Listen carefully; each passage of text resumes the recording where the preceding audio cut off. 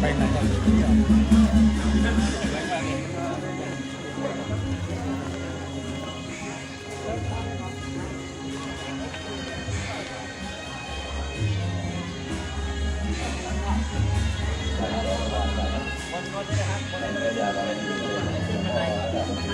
เลย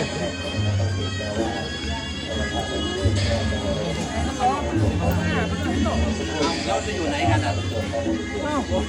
เอาไปเดินนะครับขึ้นมาทางนอกนี่นะครับ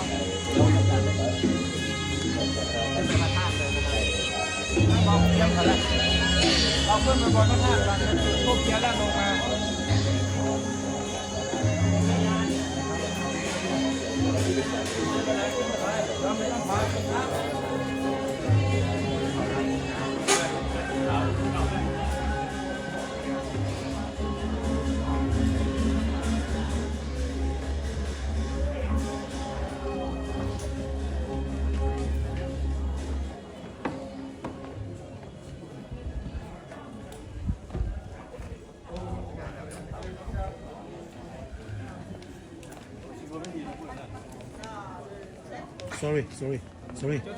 sorry ตีหน้า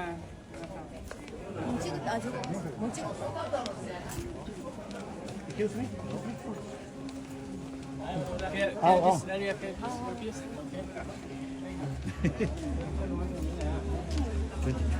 ให้จุดนี้ก่อนนะเจชนน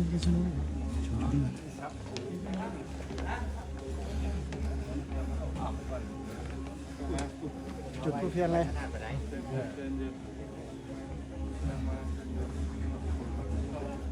ไฟอยู่ไหนไฟอยู่ไหน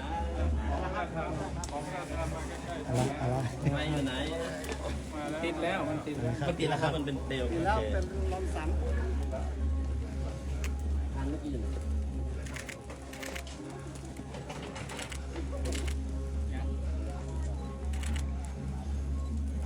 ดอกไม้นี่เตรียมอาจารย์ยกแตะมาได้เนี่ยเราเนี่ยแตะสบายครับ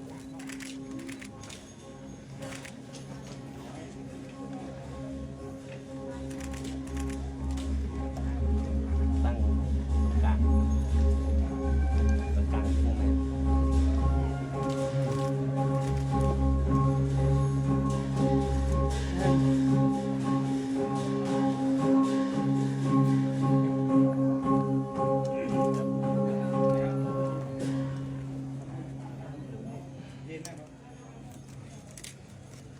ลงทางนี้นะครับลงตรงนี้อย่าไปที่ครูบาต่อ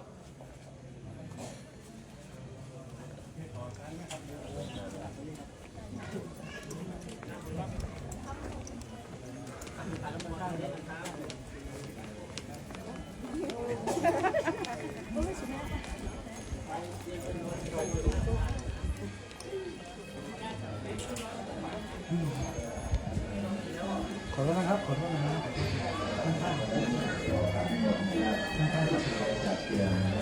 แป๊บเดียวขบวนผ่านแป๊บเดียวครับรอแป๊บนึงจะนำของคนข้างนี่ก็ต้องพูดไปเลย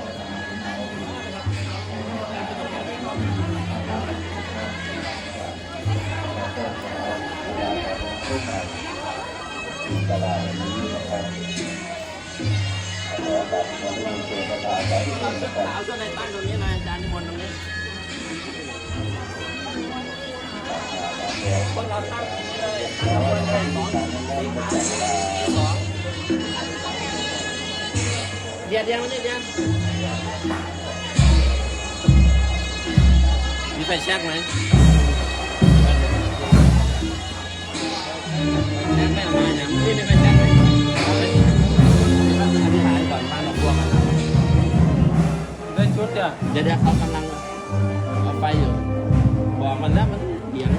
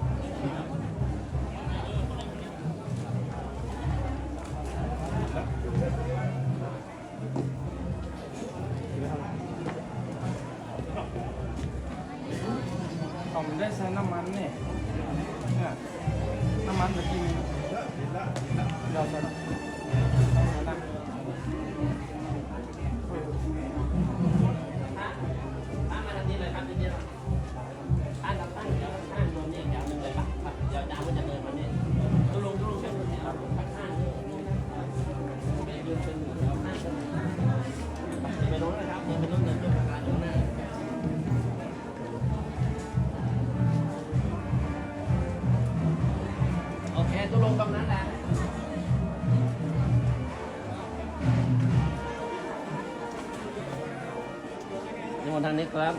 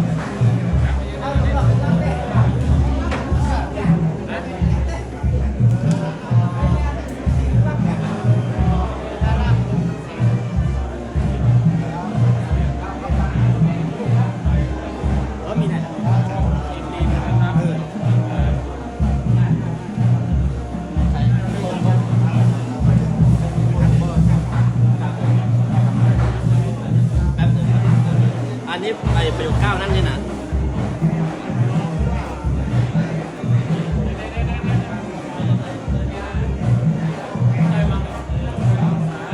นิมนต์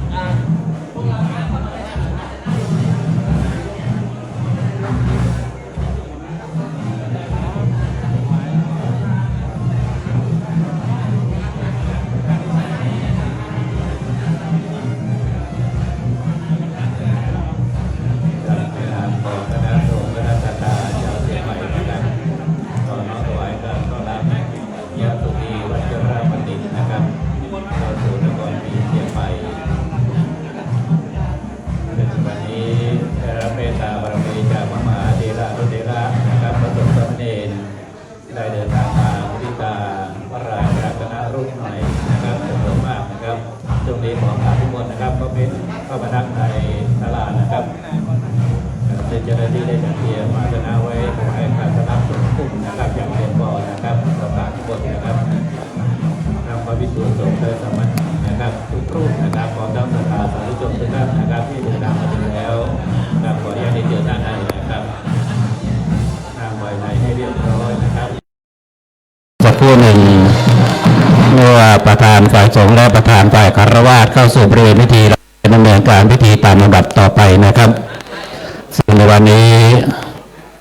ในส่วนของพระสงฆ์เจริญชัยมงคลคาถาในพิธีต้อนรับและพิธีแสดงมุทิตาจิตนะครับแด่พระเดชพระคุณพระสุธีวัชรบัณฑิตนะครับได้รับเมตตาอย่างยิ่งจากพระเดชพระคุณพระเทพวชิรสารบัณฑิตนะครับรองศาสตราจารย์ดร.ตลอดในการบดีฝ่ายวางแผนและพัฒนามหาวิทยาลัยมหาจุฬาลงกรณราชวิทยาลัยรับเมตตาได้เมตตานำพระสงฆ์เจริญชัยมงคลคาถาในพิธีอันเป็นมงคลในวันนี้นะครับซึ่งพระเดชพระคุณพระเทพวชิรสารบัณฑิตนั้นท่านเมตตากับทุกท่านที่ได้พบปะพูดคุยนะครับโดยเฉพาะที่มหาวิทยาลัยมหาจุฬาลงกรณราชวิทยาลัยที่วังน้อยอยุธยาถ้าหากว่าเดินทางไปไม่รู้จะไปหาใครไปหาพระเดชพระคุณรับรองชื่นใจแน่นอนนะครับวันนี้เมตตาเดินทางมามุทิตาจิตกับพระสุธีวัชรบัณฑิตด้วยนะครับพร้อมทั้งพระเดชพระคุณพระศรีศิลปาจารย์ที่ปรึกษาเจ้าคณะภาค7นะครับวัดพระธาตุศรีจอมทองวรวิหารพระเดชพระคุณพระอมราเวทีครับจากวัดศรีจอมทองวรวิหารเมตตาเดินทางมาแล้ว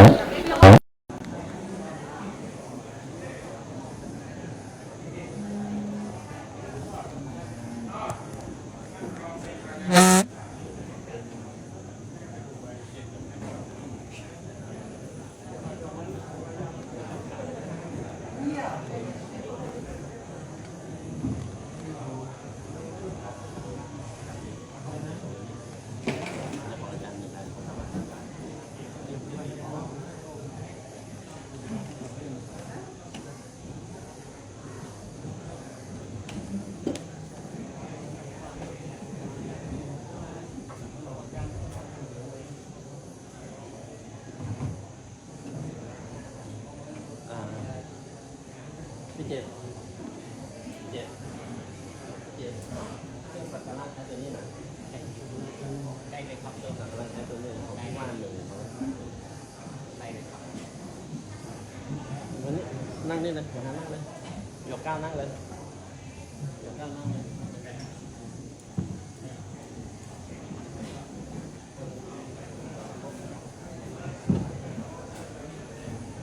ใกล้กัน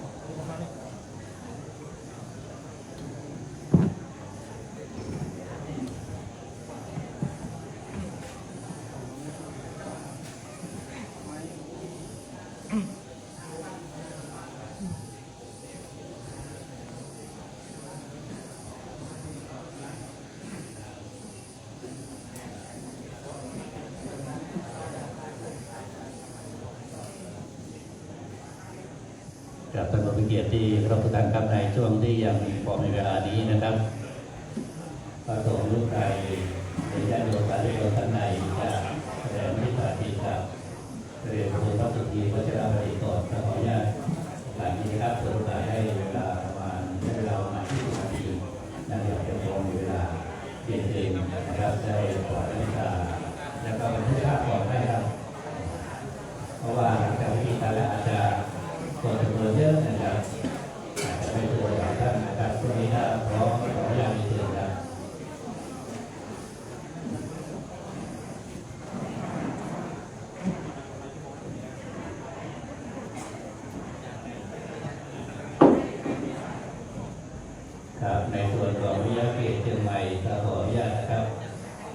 สูตรที่ได้เตรียมมาขออนุญาตนะครับ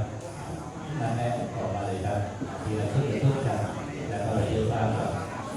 แล้วก็คุณพระราชบิดาเจ้าติดต่อสาขาวิชาภาษาบาลีจากนั้นตามด้วยและจากภาษาศาสนาศาสตร์นะครับจะพูดหนึ่งนะครับตามลำดับนะครับจากมหาวิทยาลัยมหาจุฬาลงกรณวิทยาลัยวิทยาเขตเชียงใหม่นะครับเริ่มต้นตั้งแต่สาขาวิชาภาษาบาลีก่อนแล้วก็รัฐประศาสนศาสตร์ลำดับที่2นะครับสาขาใดหลักสูตรใดพร้อมก็ขออนุญาตแจ้งได้เลยนะครับได้เรียนเชิญออกมานะครับ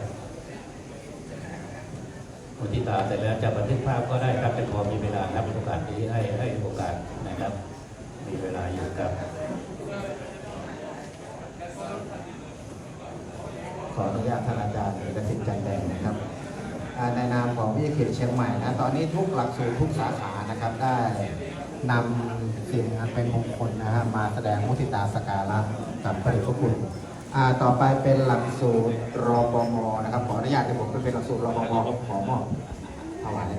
ครับได้ครับท่านอาจารย์ครับท่านอาจารย์พิโรจน์ศรีลาคำนะครับรองศาสตราจารย์ดร.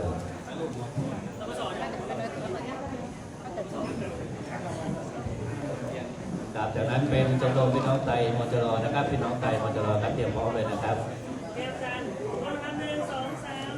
จากนั้นก็เป็นสาขาพัฒนาสังคมครับภาษาอังกฤษครับที่เราได้เรียนเชิญเตรียมพร้อมภาษาอังกฤษด้วยครับภาษาอังกฤษนะครับเรียนภาษาอังกฤษครับครับสมุดได้เรียนเชิญครับ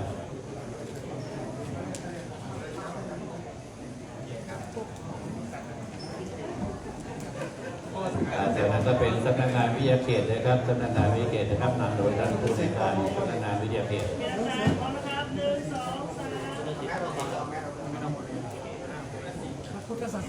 ครับพระพุทธศิลป์และพระพุทธศาสนาครับเรียนเชิญตามระดับเลยครับรัฐศาสตร์เรียบร้อยแล้วนะครับรัฐศาสตร์ต่อเลยนะครับปกติรัฐศาสตร์ตอนนี้เป็นรัฐศาสตร์นะครับโอ้สาขาเยอะมากนะครับที่มหาวิทยาลัยมหาจุฬาลงกรณวิทยาลัยวิทยาเขตเชียงใหม่นะครับพระสงฆ์สามเณรผู้ใดมีความประสงค์ที่จะศึกษาต่อขอกราบนิมนต์นะครับในส่วนของญาติโยมสาธุชนก็เช่นเดียวกันนะครับสามารถศึกษาต่อได้ที่มหาวิทยาลัยมหาจุฬาลงกรณวิทยาลัยวิทยาเขตเชียงใหม่นะครับปัจจุบันนี้ได้ย้ายไปที่ปากเมี่ยงนะครับโดยสะเก็ดนะครับเป็นมหาวิทยาลัยที่ใหญ่นะครับมีพื้นที่เพียงพอ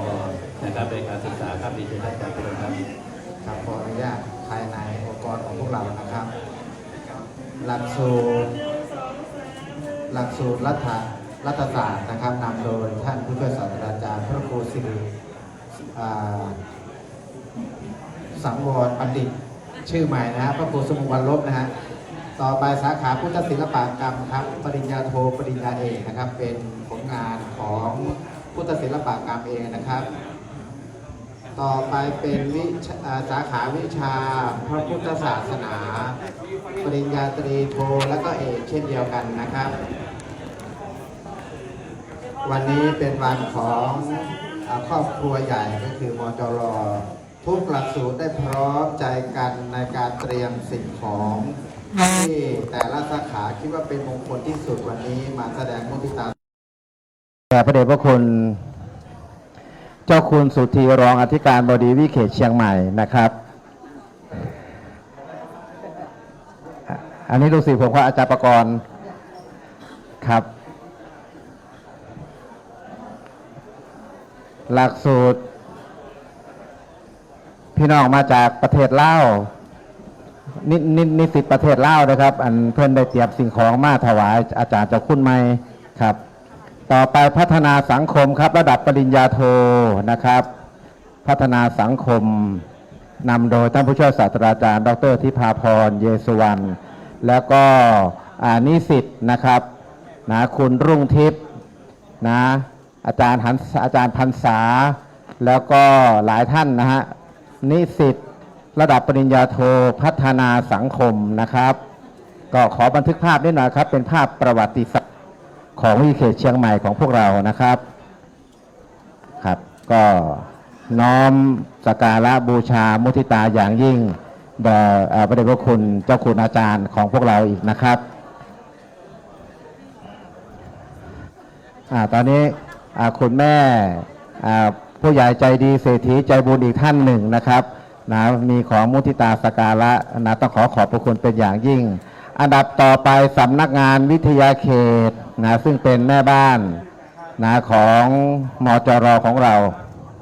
ครับบันทึกภาพขอนิมนต์ท่านผู้อำนวยการวิทยาเขตเชียงใหม่ของเรานะครับท่านผู้ช่วยศาสตราจารย์ดร.พระครูปริยัติเจติยานุรักษ์นะครับเป็นแม่บ้านที่ดูแลความเรียบร้อยณอาคารสถานที่ทุกอย่างนะครับนำโดยท่านผู้ช่วยศาสตราจารย์ดร.พระครูปริยัติเจติยานุรักษ์ขอเรียนเชิญคณาจารย์เจ้าหน้าที่นะครับสำนักงานวิทยาเขต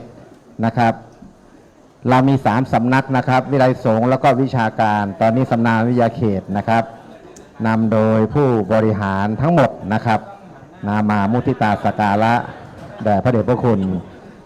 ท่านรองอธิการบดีวิเขตเชียงใหม่ของเราครับ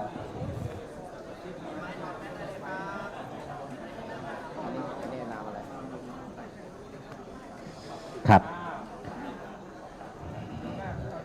ถัดจากสำนักงานวิทยาเขตนะครับก็เป็นนิสิตชมรมพี่น้องไตนะครับทั้งบรรพชิตและคฤหัสถ์มีจำนวน100 กว่ารูปนะครับครับภาษาอังกฤษศิลปศาสตร์บัณฑิตนะครับขอภาษาอังกฤษก่อนนะครับพี่น้องไตแล้วก็ภาษาอังกฤษศิลปศาสตร์บัณฑิตครับภาษาอังกฤษมีนิสิตต่างประเทศเยอะมากนะครับอันนี้คือภาษาอังกฤษนะครับศิลปศาสตร์บัณฑิตนะครับแล้วก็มหาบัณฑิตด้วยนะครับครับขอนิมนต์แล้วก็เรียนเชิญนิสิตทั้งบรรพชิตและคฤหัสถ์เลยครับ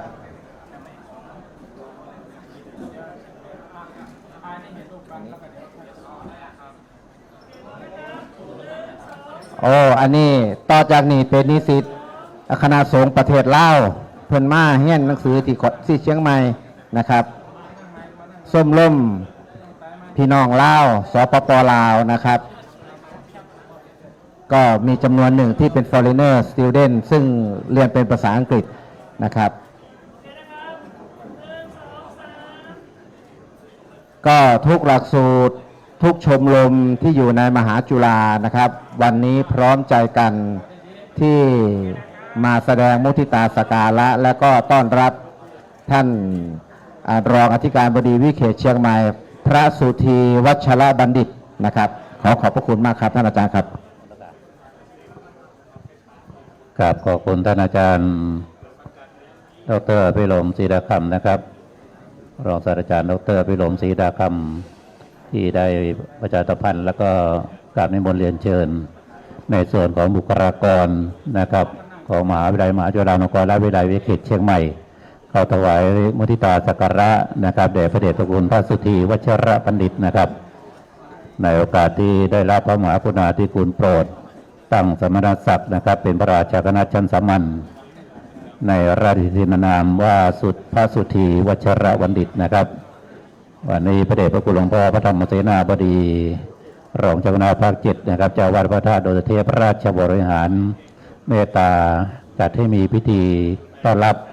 ในพิธีแสดงมุทิตาจิตนะครับน้อมถวายแด่พระสุธีวัชรบัณฑิตนะครับที่วัดพระธาตุโดยเทพแห่งนี้โดยมีท่านนิรัตน์ พงศ์สิทธิภวรนะครับท่านผู้ว่าราชการจังหวัดเชียงใหม่จะเดินทางมาเป็นประธานนะครับฝ่ายคฤหัสถ์นะครับและก็วันนี้ได้รับเกียรติจากพี่น้องชาวมจร.ทั้งในส่วนกลางและส่วนภูมิภาคนะครับได้เดินทางมามุทิตาจำนวนมากนะครับพร้อมทั้งพี่น้องสาธุชนนะครับจากตัวทุกสารทิศที่ได้ทราบข่าวนะครับได้เดินทางมาถวายการต้อนรับท่านอาจารย์เจ้าคุณพระสุธีวัชรบัณฑิตนะครับครับโดยเฉพาะอย่างยิ่งนะครับได้รับเมตตาจากพระเดชพระคุณพระเทพวัชรศาสตรบัณฑิตนะครับรองศาสตราจารย์ดร.ท่านรองอธิการบดีฝ่ายวางแผนและพัฒนามหาวิทยาลัยมหาจุฬาลงกรณราชวิทยาลัยนะครับวังน้อยอยุธยานะครับเมตตาเดินทางมา เพื่อร่วมแสดงมุทิตาจิตกับพระสุธีวชรบัณฑิตในวันนี้นะครับต้องกราบขอบพระคุณในเมตตาธรรมของพระเดชพระคุณเป็นอย่างยิ่งในโอกาสนี้ด้วยนะครับกับเป็นความชื่นเป็นความภาคภูมิใจของมหาวิทยาลัยมหาจุฬาลงกรณราชวิทยาลัยโดยเฉพาะวิทยาเขตเชียงใหม่นะครับในโอกาสที่พระครูสิริบรมธาตุพิทักษ์นะครับได้เป็นพระราชาคณะชั้นสามัญท่านนั้นดำรงตำแหน่งรองอธิการบดีมหาวิทยาลัยมหาจุฬาลงกรณราชวิทยาลัยวิทยาเขตเชียงใหม่นะครับดูแลการบริหารงานของวิทยาเขตเชียงใหม่นะครับรวมกับในส่วนของบุคลากรทุกภาคส่วนนะครับโดยเฉพาะทุกๆปีก็มีพระนิสิตก็ดีแล้วก็นิสิตฝ่ายคฤหัสถ์ก็ดีนะครับได้มาสมัครศึกษาเล่าเรียนจำนวนมากนะครับในทุกๆปีนะครับโดยเฉพาะที่วิทยาเขตเชียงใหม่นะครับก็ได้รับเมตตาจากท่านอาจารย์เจ้าคุณนะครับในการดูแลในการบริหารงานนะครับก็ขอประชาสัมพันธ์นะครับสำหรับท่านใดมีความประสงค์ที่จะศึกษาต่อโดยเฉพาะปริญญาโทปริญญาเอกนะครับสามารถสมัครได้นะครับปัจจุบันก็ยังมีสำนักงานอยู่ในวัดสวนดอกพระรามหลวงส่วนหนึ่งนะครับอีกส่วนหนึ่งก็อยู่ที่อำเภอดอยสะเก็ดนะครับป่าเมี่ยงนะครับซึ่งคณาจารย์ทั้งสองภาคส่วนก็ให้การศึกษาการสอนนะครับตั้งต่อเนื่องนะครับครับสำหรับรูปใดที่เมตตาเดินทางมาถึงแล้วกลับนิมนต์นะครับภายในนะครับเดี๋ยวจะมีเจ้าหน้าที่ได้จัดเก้าอี้อาสนะรับรองน้อมถวายนะครับในส่วนญาติโยมสาธุชนเช่นเดียวกันนะครับมาถึงแล้วก็ขอญาติเชิญภายในนะครับร่วมพิธีโดยพร้อมเพรียงกันนะครับอีกสักครู่หนึ่งไม่ได้กำหนดเวลาตามที่กำหนดก็จะได้เข้าสู่พิธีการตามลำดับนะครับเริ่มตั้งแต่ท่านประธานพิธีฝ่ายคฤหัสถ์นะครับจะได้จุดธูปเทียนบูชาพระรัตนตรัยที่โต๊ะหมู่บูชานะครับกราบ3 ครั้งแล้วจะได้เปิดกลวยถวายพระสักการะเบื้องหน้าพระบรมฉายาลักษณ์พระบาทสมเด็จพระเจ้าอยู่หัวนะครับจากนั้นจะได้กลับมานั่งยังเก้าอี้รับรองนะครับเรียบร้อยแล้วจะได้กราบนิมนต์พระสุธีวชรบัณฑิตผู้ช่วยศาสตราจารย์ดร.นะครับเขาได้ถวายสักการะแด่พระเดชพระคุณพระธรรมเสนาบดีนะครับเรียนเชิญท่านผู้ว่าราชการจังหวัดเชียงใหม่ถวายสักการะแด่พระเดชพระคุณพระธรรมเสนาบดีตามลำดับนะครับเรียบร้อยแล้วจะได้อ่านพระบรมราชโองการนะครับจบแล้วพระสงฆ์ในพิธีก็จะได้เจริญชัยมงคลคาถานะครับ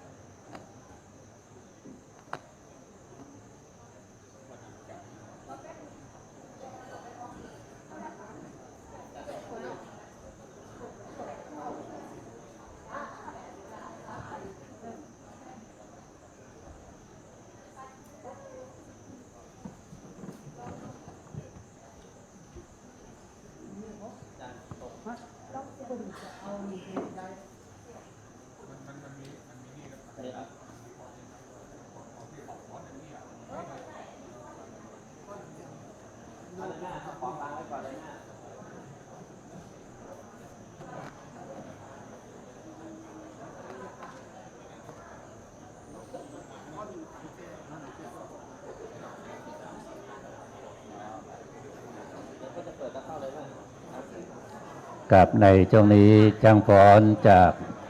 วัดน้ำจำสันกำแพงกับพี่น้องชาวดอยสุเทพจะได้ร่วมกันฟ้อนถวายการต้อนรับและแสดงมุทิตาจิตกับพระสุธีวชรบัณฑิตนะครับเรียนเชิญจ้างฟ้อนพร้อมที่ด้านหน้าเลยนะครับเดี๋ยวเจ้าหน้าที่จะได้เปิดเพลงครับเรียนเชิญครับทางในส่วนสีน้ำเงินและสีขาวได้ครับครับเชิญจ้างฟ้อนนะครับจ้างฟ้อนชาวดอยสุเทพ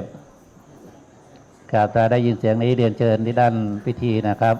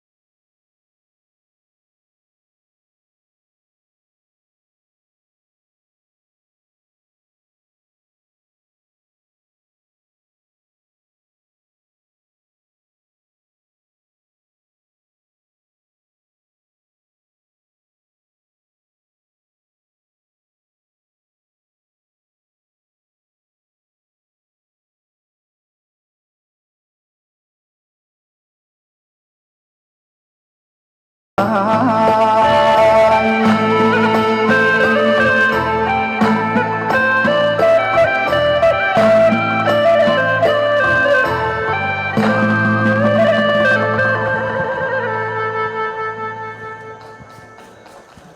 บขอบคุณจังพรจากวัดน้ำจำนะครับ และก็จากวัดพระธาตุดอยสุเทพนะครับ2 ชุดด้วยกันนะครับได้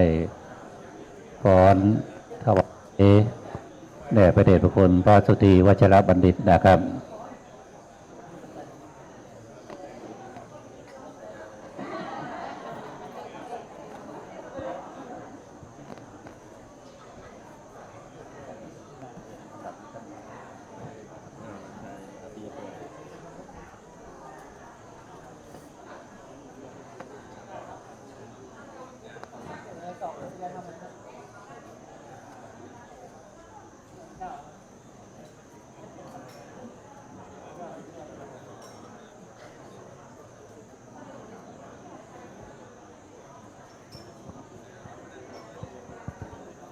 กับท่านผู้มีเกียรติที่เคารพทุกท่านครับวันนี้นอกจากจะถวายการต้อนรับและแสดงมุทิตาจิต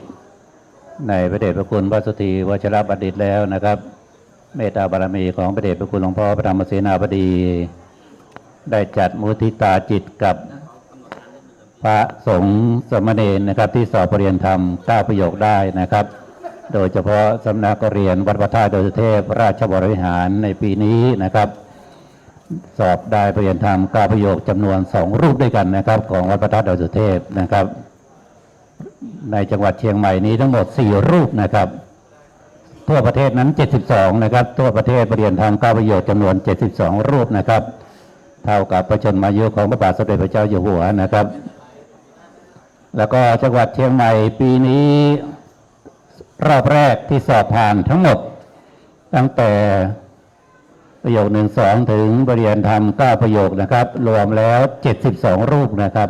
จังหวัดเชียงใหม่ที่ผ่านแล้วนะครับ72 รูปยังสอบซ่อมเพิ่มเติมอีกประมาณ200 กว่ารูปนะครับอีก200 กว่ารูปถ้าหากว่าสอบได้ทั้งหมดก็คาดว่าปีนี้เชียงใหม่คงไม่ต่ำกว่า300 รูปนะครับในส่วนของพระสงฆ์สามเณรที่สอบปรริญญาธรรมนะครับตั้งแต่ประโยค1 2ถึงปรริญญาธรรม9 ประโยคนะครับปีนี้ของวัดพระธาตุดอยสุเทพได้ปรริญญาธรรม9 ประโยคจำนวน2 รูปด้วยกันนะครับซึ่งพระเดชพระคุณหลวงพ่อพระธรรมเสนาบดีจากได้แสดงมุทิตาจิตด้วยในโอกาสนี้เป็นมงคลนี้ด้วยนะครับซึ่งปัจจุบันการศึกษาภาษาบาลีนะครับได้รับพระมหากรุณาธิคุณจากพระบาทสมเด็จพระเจ้าอยู่หัวได้ทรงอุปถัมภ์นะครับทุกครั้งที่มีการอบรมบาลีก่อนสอบก็จะถวายพระทหารนะครับน้ำปานะนะครับแด่พระสงฆ์สามเณรที่เข้ารับการอบรมนะครับทุกสถานที่นะครับพร้อมทั้งทุกครั้งที่มีการสอบบาลีสนามหลวงนะครับทุกสำนักเรียนทุกสำนักทุกสถานที่ที่มีการสอบก็จะได้ถวายพระทหารนะครับน้ำปานะแด่พระสงฆ์สามเณรที่เข้าสอบบาลีสนามหลวงนะครับซึ่งพระองค์ทรงเห็นความสำคัญของการศึกษาภาษาบาลีนะครับซึ่งเป็นภาษาที่ไขตู้พระไตรปิฎกนะครับการที่เราจะอ่านพระไตรปิฎกให้เข้าใจได้เราจะต้องรู้ภาษาบาลีเป็นเบื้องต้นนะครับจะได้รู้ความหมายที่แท้จริงนะครับถ้าว่าเราอ่านภาษาไทยก็อ่านได้นะครับแต่ว่าบางครั้งอ่านแล้วไม่เข้าใจแต่ถ้าหากว่าเราอ่านภาษาบาลีผ่านภาษาบาลีเราก็จะเข้าใจความหมายได้อย่างลึกซึ้งนะครับเพราะว่าศัพท์บางศัพท์นั้นมีความหมายมากมายนะครับถ้าหากว่าเรามีความรู้น้อยเราก็จะรู้ไปในทางเดียวนะครับแทนที่จะรู้กว้างขวางนะครับปีนี้ในจังหวัดเชียงใหม่เราสอบได้จำนวน4 รูปด้วยกันนะครับซึ่งคณะสงฆ์จังหวัดเชียงใหม่คณะสงฆ์ภาค7ก็จะได้มีพิธีแสดงมุทิตาจิตนะครับสมโภชนะครับปรริญญาธรรมเป็นประจำทุกปีนะครับซึ่งอีกไม่นานก็คงจะมีพิธีนะครับว่าประมาณเดือนพฤษภาคมนะครับก็คงจะมีพิธีมุทิตาจิตนะครับกับพระสงฆ์ที่สอบได้นะครับสอบบาลีได้ในสนามหลวงนะครับการสอบภาษาบาลีในสมัยปัจจุบันนี้คณะสงฆ์อนุญาตให้ญาติโยมสาธุชนคฤหัสถ์นะครับสามารถสอบได้โดยใช้ชื่อว่าบาลีศึกษานะครับประโยค1 2ถึง ประโยคนะครับซึ่งสมัยก่อนนั้นสอบได้เฉพาะแม่ชีนะครับปัจจุบันนี้เปิดโอกาสให้ญาติโยมสาธุชนนะครับที่มีความสนใจในการศึกษาภาษาบาลีได้ศึกษาได้ร่วมกับพระสงฆ์สามเณรนะครับซึ่งจังหวัดเชียงใหม่เราก็มีจำนวนมากนะครับหลายสำนักเรียนก็มีการเปิดสอบนะครับสามารถติดต่อได้นะครับโดยเฉพาะที่วัดพระธาตุศรีจอมทองนะครับปีนี้ก็ได้จำนวนมากนะครับไม่ว่าเป็นประโยคเปลี่ยนทำ8ประโยคนะครับเปลี่ยนทำประโยคที่ทราบว่ายกชั้นนะครับพร้อมทั้งในส่วนของประโยคทุกประโยคนะครับของวัดพระธาตุศรีจอมทองปีนี้ในเมตตาบารมีของพระเดชพระคุณพระศรีสุรบาจารย์พระเดชพระอมรเวทีนะครับได้ส่งเสริมสนับสนุนการศึกษาของสนักเรียนวัดพระธาตุศรีจอมทองได้จำนวนมากเลยครับของวัดพระธาตุดอยสุเทพก็เช่นเดียวกันนะครับได้จำนวนมากเช่นเดียวกันนะครับซึ่งบัดนี้เมตตาบารมีพระเดชพระคุณหลวงพ่อพระธรรมเสนาบดีรองเจ้าคณะภาค7นะครับเจ้าวาดวัดพระธาตุดอยสุเทพพระราชบริหารเมตตาเดินทางมาถึงบริเวณพิธีนะครับจะได้เมตตาประรับจะได้นั่งอย่างที่อาสนะรับรอง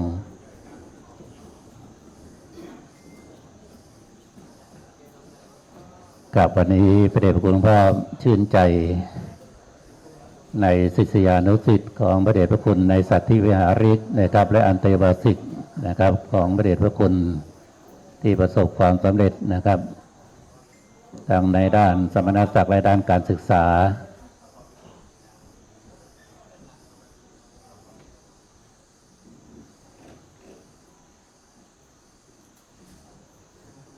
ในการ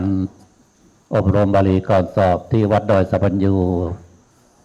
ของคณะสงฆ์ภาค7ครับได้รับเมตตาจากพระเดชพระคุณหลวงพ่อพระธรรมเสนาบดีมูลนิธิพระบรมธาตุดอยสุเทพให้การสนับสนุนนะครับ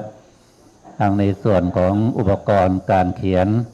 พร้อมทั้งในส่วนของปัจจัยค่าพาหนะนะครับสำหรับพระสงฆ์สามเณรที่จะเดินทางไปสอบที่กรุงเทพมหานครและก็เมตตาได้ถวายกำลังใจทุกรูปเป็นประจำทุกปีไม่เคยขาดครับ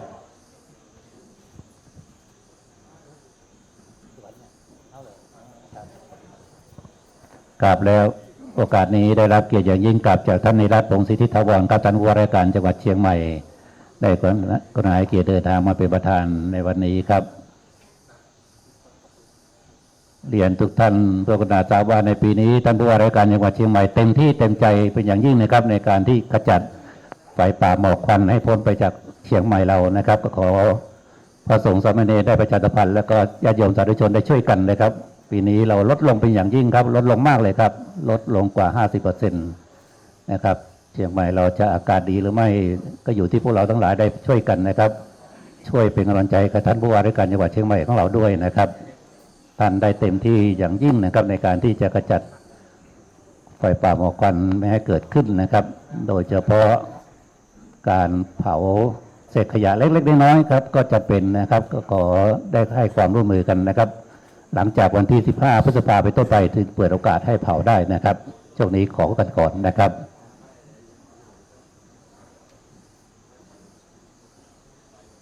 กับในหมดนั่งและเชิญนั่งครับ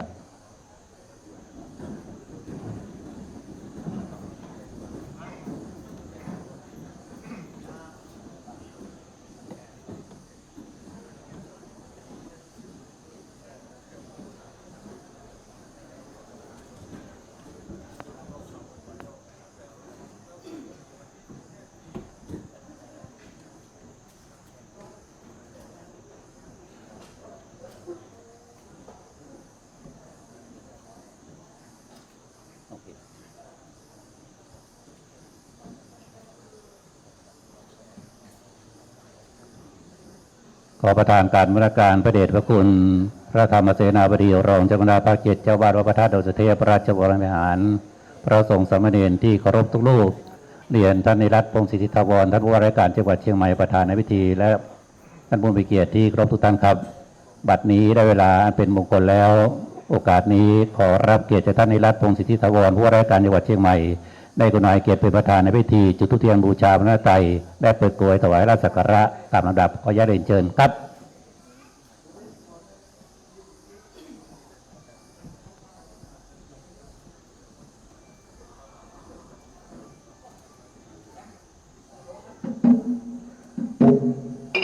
ขอทุกท่าน พนมมือ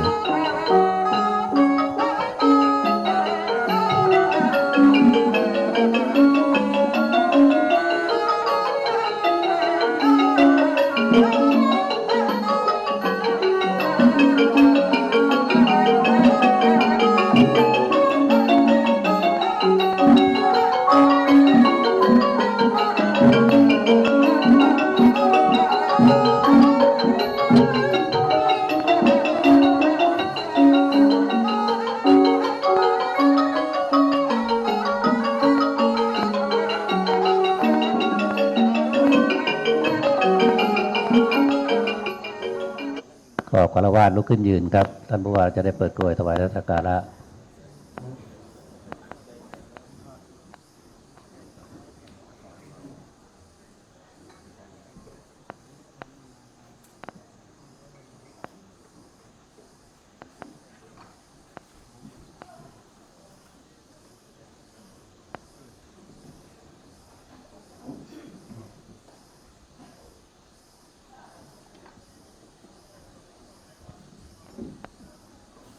กับจากนั้นท่านผู้ว่าราชการจังหวัดเชียงใหม่จะได้กลับมานั่งยังที่จะ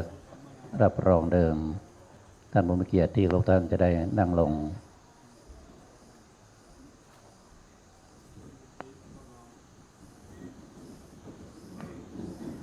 กับลำดับต่อไปกราบนิมนต์พระเดชพระคุณพระสุธีวชิรบัณฑิตผู้ช่วยศาสตราจารย์ดร.ได้เข้าถวายสักการะแด่พระเดชพระคุณพระธรรมเสนาบดี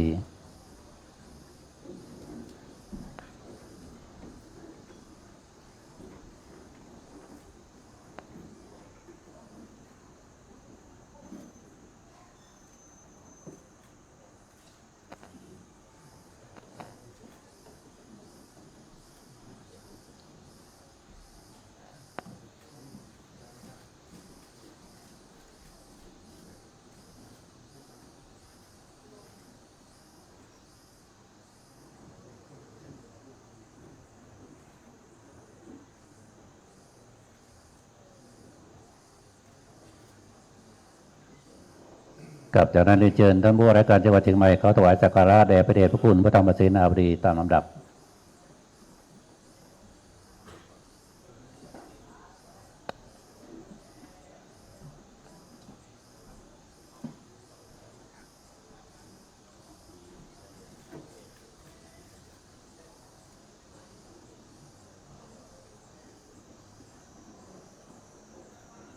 กับจากนั้นผู้ว่าราชการจังหวัดเชียงใหม่จะได้อ่านพระบรมราชโองการ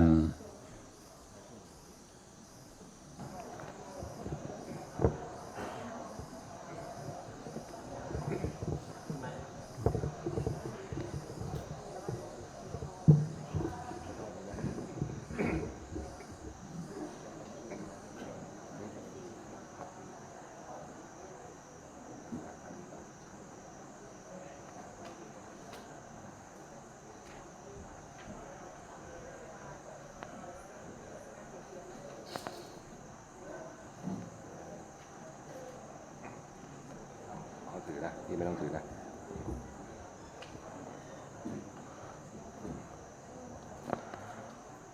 พระบรมราชโองการให้พระครูสิริบรมธาตุพิทักษ์วัดพระธาตุดอยสุเทพราชวรวิหารจังหวัดเชียงใหม่เป็นพระราชาคณะมีนามว่าพระสุธีวชรบัณฑิตขอพระคุณจงรับธุระพระพุทธศาสนาเป็นภาระสั่งสอน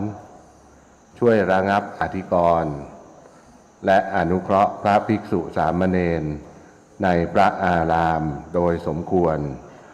จงเจริญสุขสวัสดิ์ในพระพุทธศาสนาเทินตั้งแต่วันที่ 18 กุมภาพันธ์ พุทธศักราช 2568 เป็นปีที่ 10 ในรัชกาลปัจจุบันพระบาทสมเด็จพระปรเมนทรรามาธิบดีศรีสินมหาวชิราลงกรณ์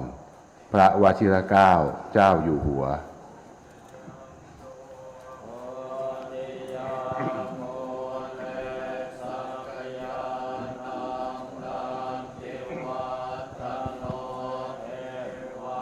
ตวังวิชโยโหหิ จยาสุชยมังคะเลอัปปราชิตาปัลลังเกสีเสปัทาวิโภคะเลอภิเศษเกสัพพพุทธานังอากาปะโตปะโมทติสุนาคาตาสุภาพลังสุภาปาตาโสติสุขันโนสุมโหตุจัสสุเยธังพระมจาริสุปทากินังยะกัมมังวาจากัมมังปะทากินังปะทากินังมโนกัมมังปะเนเทเตปะทากินาปะทากินานิกตวานาลปันตันเตปะทากินี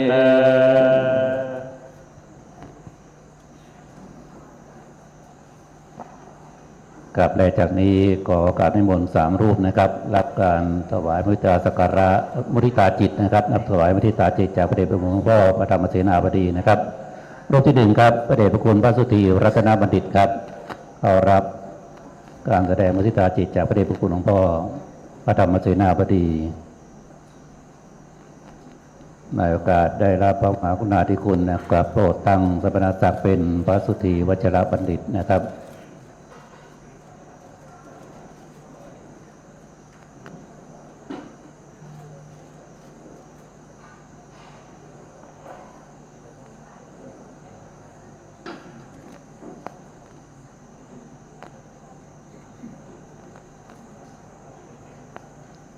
ครับรูปที่2กับนิมนต์พระมหาวันชัยฉันทสุโภครับ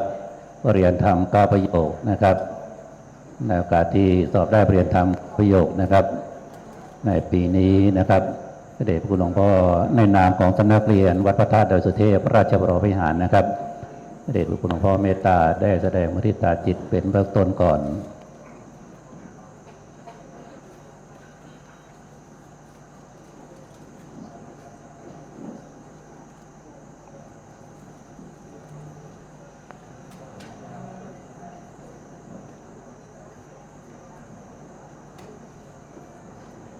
กับและรูปที่3กับนิมนต์มหาปิยพงศ์อิทธิยาโนนะครับเรียนธรรม9 ประโยควัดพระธาตุดอยสุเทพราชวรวิหารกับปีนี้สำนักเรียนวัดพระธาตุดอยสุเทพราชวรวิหารนะครับสอบได้เรียนธรรม9 ประโยค2 รูปด้วยกันนะครับ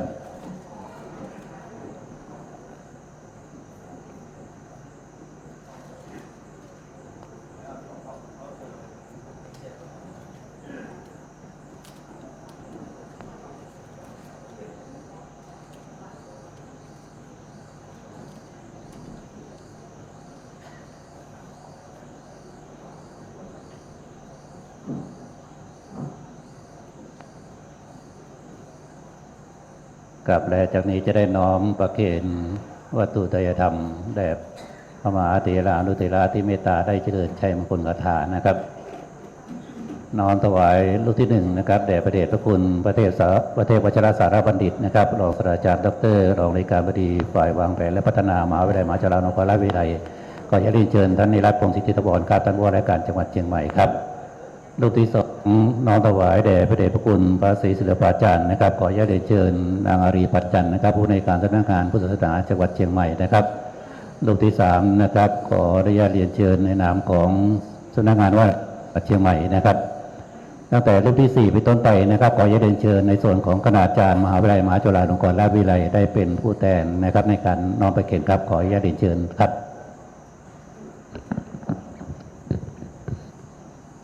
รวมแล้ว12 รูปด้วยกันนะครับขอกราบนิมนต์และเรียนเชิญครับ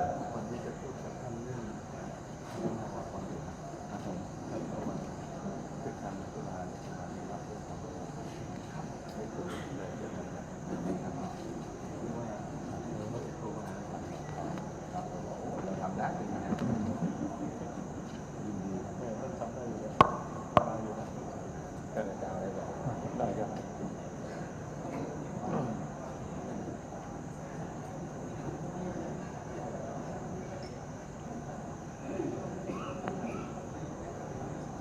กับเมื่อนอประเกตและเรียนเชิญกับที่นั่งรับรองเดิมนะครับ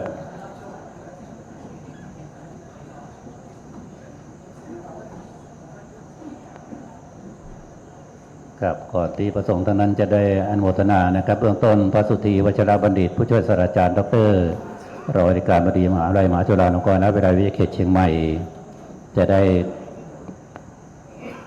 ขอบพระคุณในเมตตาธรรมของพระเถรานุเถระและอนุโมทนาญาติโยมสาธุชนเป็นเบื้องต้นก่อนขอกราบนิมนต์ครับขอถวายความเคารพพระเดชพระคุณหลวงพ่อพระธรรมเสนาบดีรองเจ้าคณะภาค7เจ้าวาดวัดพระธาตุดอยสุเทพราชวรวิหารที่เคารพอย่างสูงขอถวายความเคารพพระเดชพระคุณหลวงท่านอาจารย์เจ้าคุณอาจารย์พระเทพวชิรสารบัณฑิตรองอธิการบดีฝ่ายแผนและวางแผนและพัฒนามหาวิทยาลัยมหาจุฬาลงกรณราชวิทยาลัยพร้อมด้วยพระเถรานุเถระเจ้าคณะพระสังฆาธิการทุกรูปด้วยความเคารพ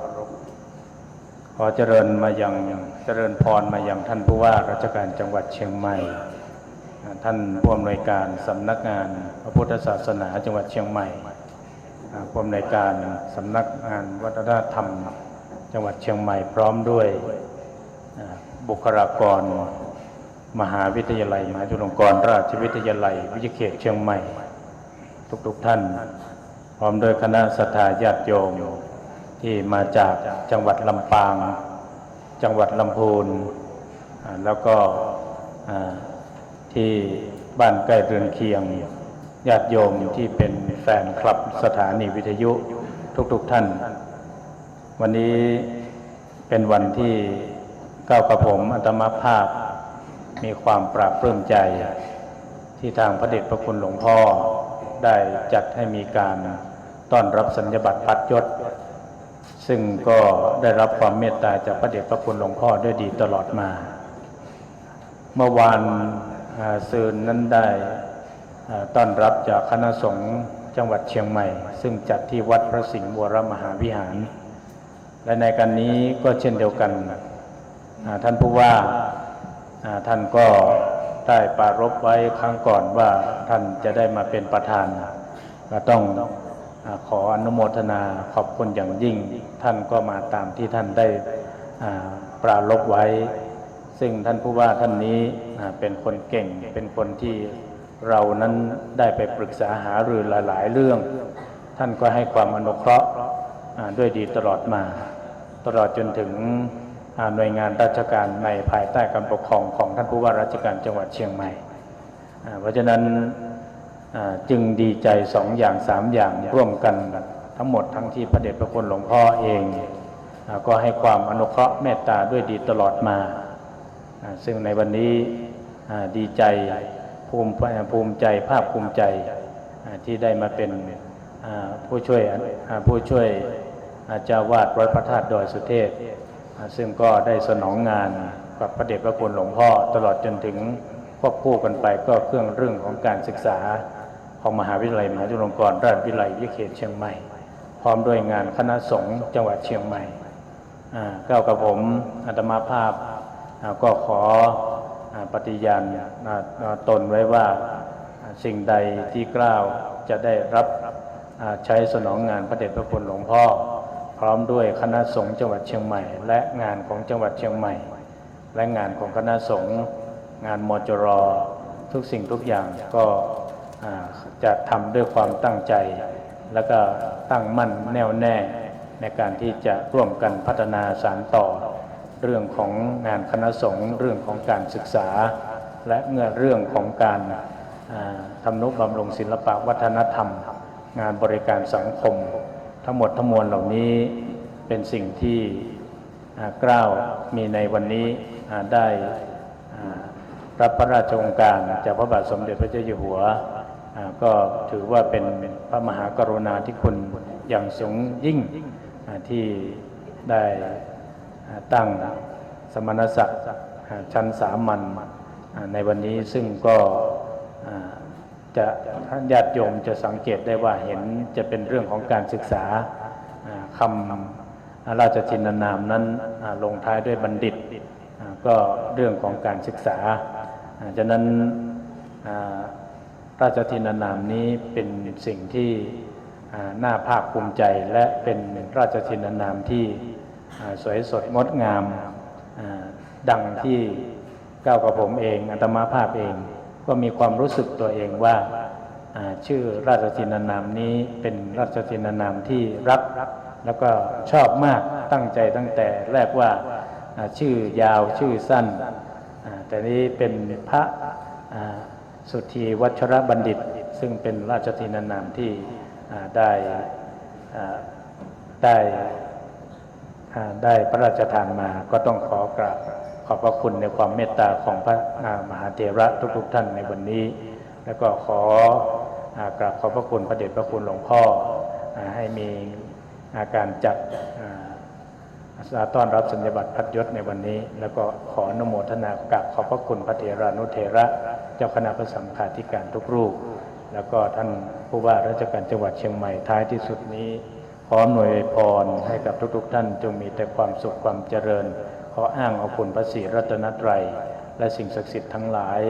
ในสากลโลกนี้จงปกปักรักษาพระเดชพระคุณหลวงพ่อให้มีสุขภาพพระนามัยที่แข็งแรงสมบูรณ์อยู่กับผู้กับหลานตลอดจนถึงพุทธศาสนิกชนพร้อมด้วยครูบาอาจารย์ทุกท่านท่านผู้ว่าตลอดจนถึงคณะญาติโยมครูบาอาจารย์ทุกท่านจงมีความสุขกายสบายใจมุ่งมั่นปรารถนาใดอันเป็นไปโดยชอบประกอบด้วยทางธรรมขอจงได้พลันสำเร็จพลันสำเร็จพลันสำเร็จเหมือนกันทุกๆรูปทุกๆท่านด้วยเถิดสาธุจากนี้ขอรับสมโภชนิยกถาจากเจ้าคุณอาจารย์นะครับประเทศวัชรสารบัณฑิตรองศาสตราจารย์ดร.รองเลขาธิการบดีฝ่ายวางแผนและพัฒนามหาวิทยาลัยมหาจุฬาลงกรณวิทยาลัยในนามของพระเดชพระคุณหลวงพ่อพระธรรมเสนาบดีขอ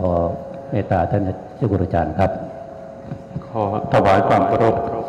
พระเดชพระคุณหลวงพ่อพระธรรมเสนาบดีรองเจ้าคณะภาค7เจ้าวาดวัดพระธาตุดอยสุเทพราชวรวิหารด้วยความเคารพอย่างยิ่งพระเดชคุณท่านเจ้าคุณพระศรีศิลปาจารย์ที่ปรึกษาเจ้าคณะภาค7ท่านเจ้าคุณพระสุธีวัชรบัณฑิตท่านรองที่การบดีมหาวิทยาลัยมหาจุฬาลงกรณราชวิทยาลัยเขตเชียงใหม่พระเถรานุเถระเพื่อนสาธมิกทุกรูปด้วยความเคารพและนับถือนะครับขอเจริญพรท่านผู้ว่าราชการจังหวัดเชียงใหม่ท่านนิรัตน์พงษ์สิทธิถาวรท่านผู้ว่าแซมบี้ท่านผู้อำนวยการสำนักงานพุทธศาสนาจังหวัดเชียงใหม่ท่านอารีพันจันทร์ท่านผู้อำนวยการสำนักงานวัฒนธรรมจังหวัดเชียงใหม่ญาติโยมสาธุชนทุกท่านในนามพระเดชพระคุณหลวงพ่อพระธรรมเสนาบดีรองเจ้าคณะภาค7ได้มอบหมายให้ได้กล่าวอะไรต่อที่ประชุมต่อที่สังฆมณฑลแห่งนี้เพื่อที่จะได้รับทราบรับรู้ในบางเรื่องบางอย่างด้วยกันวันนี้ขออนุญาตพระเดชพระคุณกับท่านทั้งหลายว่าขอพูดใน3เรื่องแรกนั้นเป็นเรื่องของสมณศักดิ์พัดยศที่มีมาปรากฏในวันนี้เรื่องที่2เรื่องที่เป็นการศึกษาของคณะสงฆ์ซึ่งเป็นความสำเร็จอย่างยิ่งของพระเดชพระคุณหลวงพ่อพระธรรมเสนาบดีก็คือการจัดการศึกษาพระปริยัติธรรมแผนกบาลีซึ่งมีผลสอบออกมาเป็นที่น่าปลื้มปิติยินดีเป็นอย่างยิ่งเรื่องที่3จะพูดถึงเรื่องธรรมะการปูทางสู่การตื่นรู้ธรรมนาวาวังก็จะได้ขออนุญาตขอเวลากับพระเดชพระคุณและก็ท่านทั้งหลาย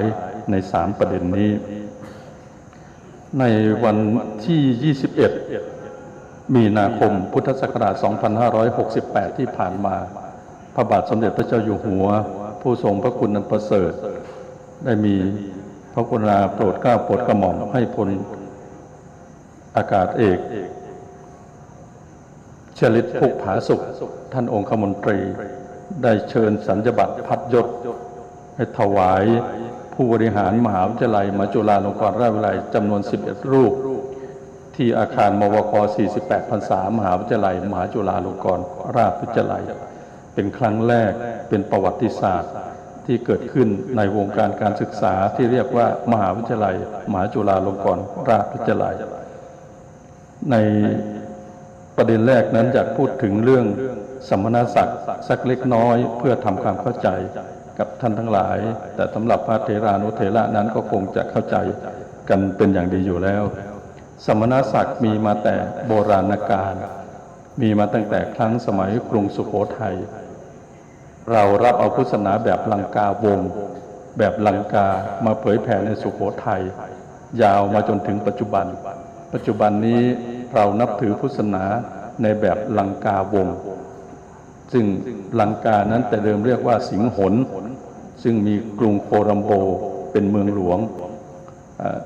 พระธรรมราชาลิไทยได้นิมนต์พระมหาเถระ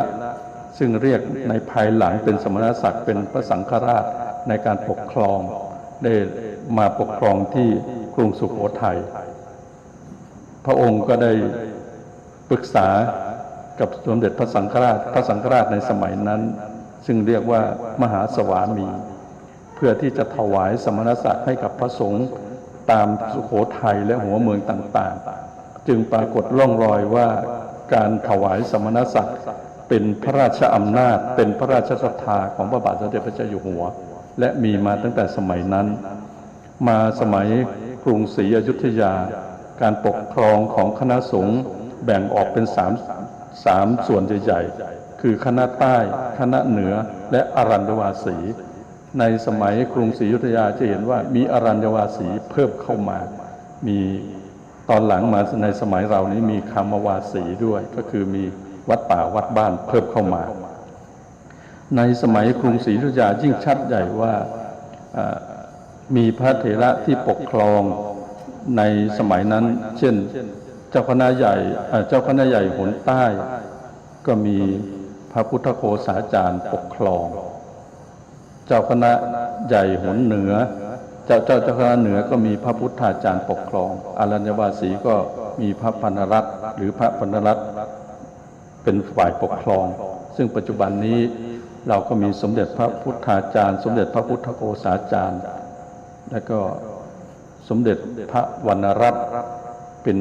สืบเชื้อสายมาจากสมัยอยุธยาจึงสืบเชื้อสายได้ว่าเรามีสมณศักดิ์มาตั้งแต่ต้นแต่ที่ชัดที่สุดเรารับเอาจากลังกามาก็เมื่อสมัยกษัตริย์ของพม่าหรือสมัยนั้นเป็นมอญคือของพม่าในปัจจุบันในสมัยนั้นพระเจ้าหงสาวดีรามาธิบดีหรือพระธรรมปิฎกธรเนี่ยมีความศรัทธาเลื่อมใสในพระศาสนาเป็นอย่างยิ่งและศรัทธาในการปกครองในการบริหารในการวัดปฏิบัติของพระลังกาซึ่งเป็นสิงหนอยู่ที่โคลัมโบก็ได้นิมนต์พระจากพม่าจำนวน22รูปให้ศึกไปจากพม่าและไปบวชเป็นสัตถิวิหาริกที่ลังกาที่สิงหนบวชแล้วก็ศึกษาพระธรรมวินัยที่นั่นศึกษาธรรมเนียมแบบแผนที่นั่นเพื่อมาเผยแผ่พุทธศาสนาในเมียนมาท่านทั้งหลายก็จะเห็นว่าการอุปสมบทแบบเอสาหังก็ตามแบบนั่งกระโยงก็ตามเนี่ยเราได้แบบมาจากที่ศรีลังกาและเมื่อทั้ง21รูปจะลากลับมาที่พม่าพระเจ้าเนกพาหุซึ่งเป็นพระมหากษัตริย์ของศรีลังกาก็ได้มานั่งคุกเข่ากราบพระสงฆ์ทั้ง22รูป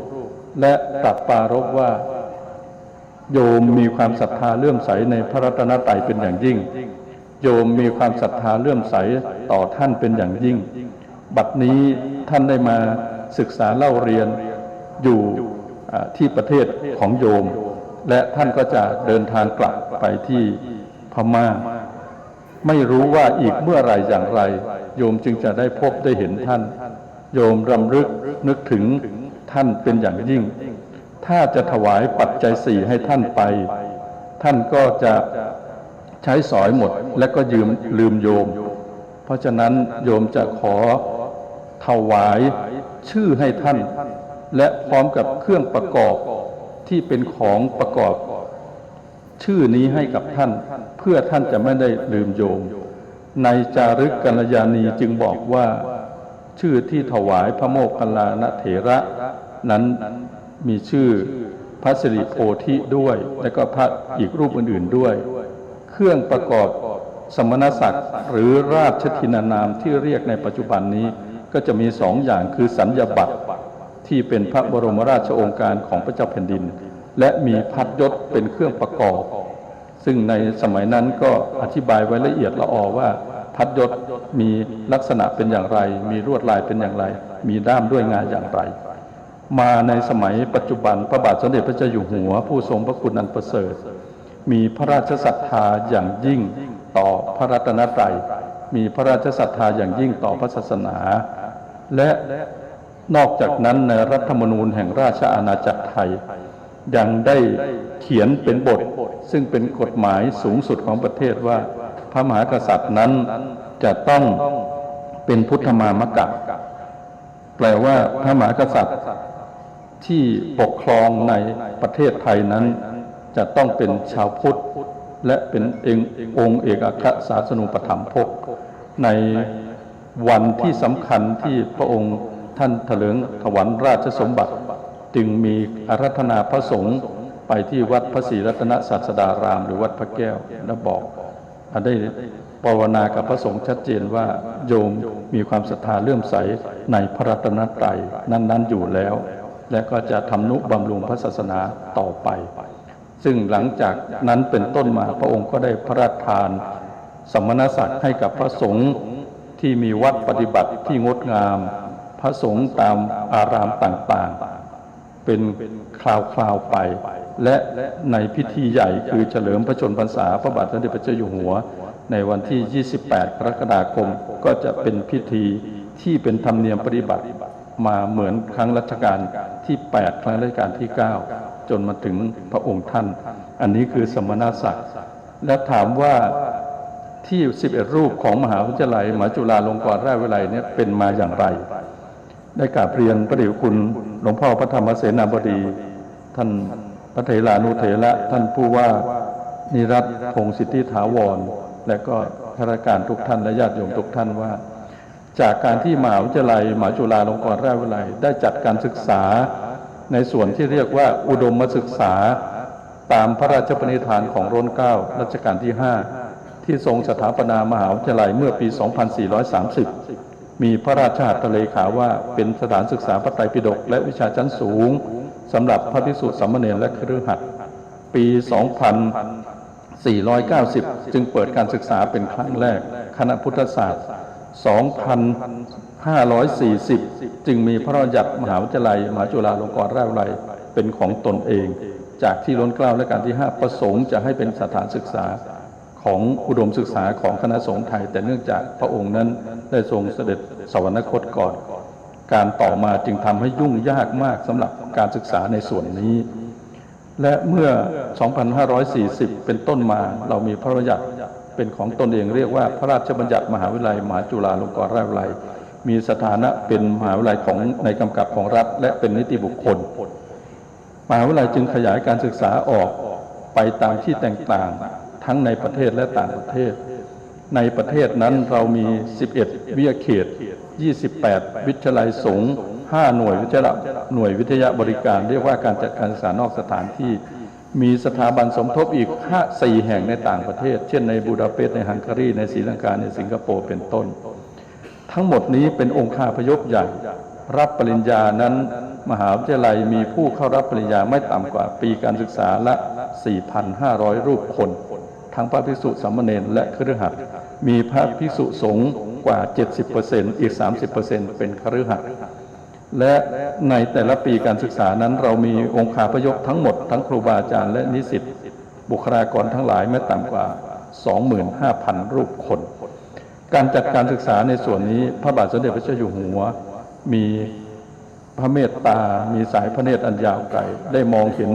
ความสำคัญของการศึกษา ทุนเล่าเรียนหลวงสำหรับพระสงฆ์ไทยในบรรดาทุนที่มีทั้งหมด9ทุนนั้นทุนหนึ่งก็คือทุนอุดมศึกษาของมหาวิทยาลัยซึ่งมีมาแต่ดั้งเดิมและในปัจจุบันนี้พระบาทสมเด็จพระเจ้าอยู่หัวก็โปรดให้ถวายภัตตาหารเพลให้กับผู้บริหารคณาจารย์เจ้าหน้าที่นิสิตฝ่ายบรรพชิตที่มหาวิทยาลัยมหาจุฬาลงกรณราชวิทยาลัยตั้งแต่ปี 2564 มาจนถึงปัจจุบันได้รายงานต่อสภามหาวิทยาลัยทุกครั้งรายงานล่าสุดนี้พระราชทรัพย์ส่วนพระองค์นั้น15 ล้านเมื่อมาถึงคราวสำคัญในการที่จะถวายกำลังใจให้กับผู้บริหารมหาวิทยาลัยมหาจุฬาลงกรณราชวิทยาลัยที่พระราชทานโปรดตั้งสมณศักดิ์ในครั้งนี้เป็นประวัติศาสตร์ถึง11รูปและถ้าถามว่าใน11รูปนั้นก็มีทั้ง11วิทยาเขตมี28วิทยาลัยสงฆ์เบื้องต้นใช้เกณฑ์อะไรอยากจะพูดถึงเฉพาะท่านเจ้าคุณพระสุธีวัชรบัณฑิตท่านรองอธิการบดีมหาวิทยาลัยมหาจุฬาลงกรณราชวิทยาลัยวิทยาเขตเชียงใหม่และเป็นสัตธิวิหาริกเป็นลูกศิษย์รูปสำคัญในพระเดชคุณพระธรรมเสนาบดีหลวงพ่อรองเจ้าคณะภาค 7เจ้าวาดวัดพระธาตุดอยสุเทพแห่งนี้มหาวิทยาลัยก็เลยมีคุณสมบัติเบื้องต้นแต่อยากกราบเรียนอยากเจริญพรท่านทั้งหลายว่ายังเป็นพระราชอำนาจเป็นพระราชศรัทธาของพระบาทสมเด็จพระเจ้าอยู่หัวซึ่งเราไม่ได้เข้าไปอยู่ในตรงนั้นแต่เพียงแต่คุณสมบัติเบื้องต้นจะเป็นอย่างไรก็ดูจาก1เป็นรองอธิการบดีอยู่ไหม2เป็นผู้อำนวยการวิทยาลัยสงฆ์อยู่หรือไม่2อายุการทำงานเท่าไหร่3ผลงานในการทำงานในฐานะที่สนองงานมหาวิทยาลัยในส่วนที่เรียกว่ามหาวิทยาลัยมหาจุฬาลงกรณราชวิทยาลัยนั้นมีผลงานเป็นที่ประจักษ์มากน้อยแค่ไหนอย่างไรสำหรับท่านเจ้าคุณพระสุธีวัชรบัณฑิตนั้นท่านมีผลงานในการสนองงานต่อมหาวิทยาลัยด้วยดีมาตลอดงานในวิทยาเขตเชียงใหม่ผ่านการประเมินด้วยดีมีคุณภาพด้วยดีมีจำนวนนิสิตพอควรแก่การเป็นวิทยาเขตเบอร์1ในล้านนาเป็นวิทยาเขตเบอร์1ในภาคเหนือคุณภาพได้จำนวนนิสิตได้และนอกจากนั้นในบรรดารองอธิการบดีวิทยาเขตทั้งหลายท่านยังได้รับคัดเลือกจากรองอธิการบดีด้วยกันให้เป็นคณะกรรมการบริหารงานบุคคลหรือเรียกว่ากบม.ด้วยคุณสมบัติทั้งหลายทั้งปวงนี้จึงประมวลได้ว่าควรที่จะเป็นคุณสมบัติเฉพาะตัวเบื้องต้นในการที่จะมีสมณศักดิ์ในครั้งนี้อันนี้คือคุณสมบัติเบื้องต้นพูดง่ายๆว่าจะต้องมีผลงานพอสมควรมีผลงานเป็นที่ประจักษ์และก็ในประชาคมชาวมหาจุฬานั้นได้เห็นผลงานจึงจะมีผลงานเบื้องต้นและคุณสมบัติที่สำคัญเรื่องหนึ่งที่เราท่านทั้งหลายควรจะรับรู้ไว้ก็คือไม่ว่าจะขึ้นมาเป็นพระราชคณะอย่างไรก็ตามคุณสมบัติหนึ่งก็คือการที่อยู่ภายใต้ร่มบารมีธรรมของพระเดชพระคุณพระธรรมเสนาบดีรองเจ้าหน้าภาค 7เจ้าวาดวัดพระธาตุดอยสุเทพแห่งนี้นี่คุณสมบัติที่สำคัญหนังของความเป็นลูกศิษย์และเป็นอาจารย์ของพระเดชพระคุณก็ช่วยหนุนช่วยส่งด้วยเราจึงมีวันนี้วันที่เราได้อัญเชิญสัญญบัตรพัดยศผ่านประตูลอดประตูวัดพระธาตุดอยสุเทพราชวรวิหารเข้ามาถวายสักการะพระเดชพระคุณพระธรรมเสนาบดีมาถวายสักการะพระบรมสารีริกธาตุที่ประดิษฐานอยู่ที่พระธาตุดอยสุเทพเบื้องหน้าเราท่านผู้ว่าราชการจังหวัดท่านนิรัตน์พงษ์สิทธิถาวรได้มาอ่านพระบรมราชโองการเป็นความปลื้มปิติเป็นความยินดีต่อพวกเราอย่างยิ่งและเป็นสิริมงคลต่อคณะสงฆ์ภาค 7ต่อคณะสงฆ์จังหวัดเชียงใหม่ต่อมหาวิทยาลัยมหาจุฬาลงกรณราชวิทยาลัยทั้งส่วนกลางและวิทยาเขตเชียงใหม่และคณะสงฆ์วัดพระธาตุดอยสุเทพราชวรวิหารแห่งนี้ด้วยอันนี้ก็เป็นสมณศักดิ์และเป็นสิ่งที่เราท่านทั้งหลายได้มาร่วมกันเฉลิมฉลอง ได้มาร่วมกันถวายมุทิตาในวันนี้สมณศักดิ์โบราณท่านว่าให้เหมือนยศช้างขุนนางพระ ช้างเมื่อได้เป็นยศมียศเป็นอะไรก็ตามทีก็จะยังเป็นคนเป็นช้างเหมือนเดิมขุนนางพระคือยศถาบรรดาศักดิ์ของพระเหมือนกันได้รับแล้วต้องสนองงานให้เต็มที่ทำงานให้หนักมีความอ่อนน้อมถ่อมตนมีความละเอียดละออมากยิ่งขึ้นเพราะเป็นพระราชาคณะแล้วไม่เหมือนเดิมแล้วเพราะฉะนั้นการเป็นพระราชาคณะไม่ได้หมายถึงว่าไปที่ไหนก็แบกก็หามไปที่นั่นไปที่ไหนก็เดือดร้อนที่นั่นไปที่ไหนก็หาที่นั่งยากที่นั่นแต่ต้องมีความ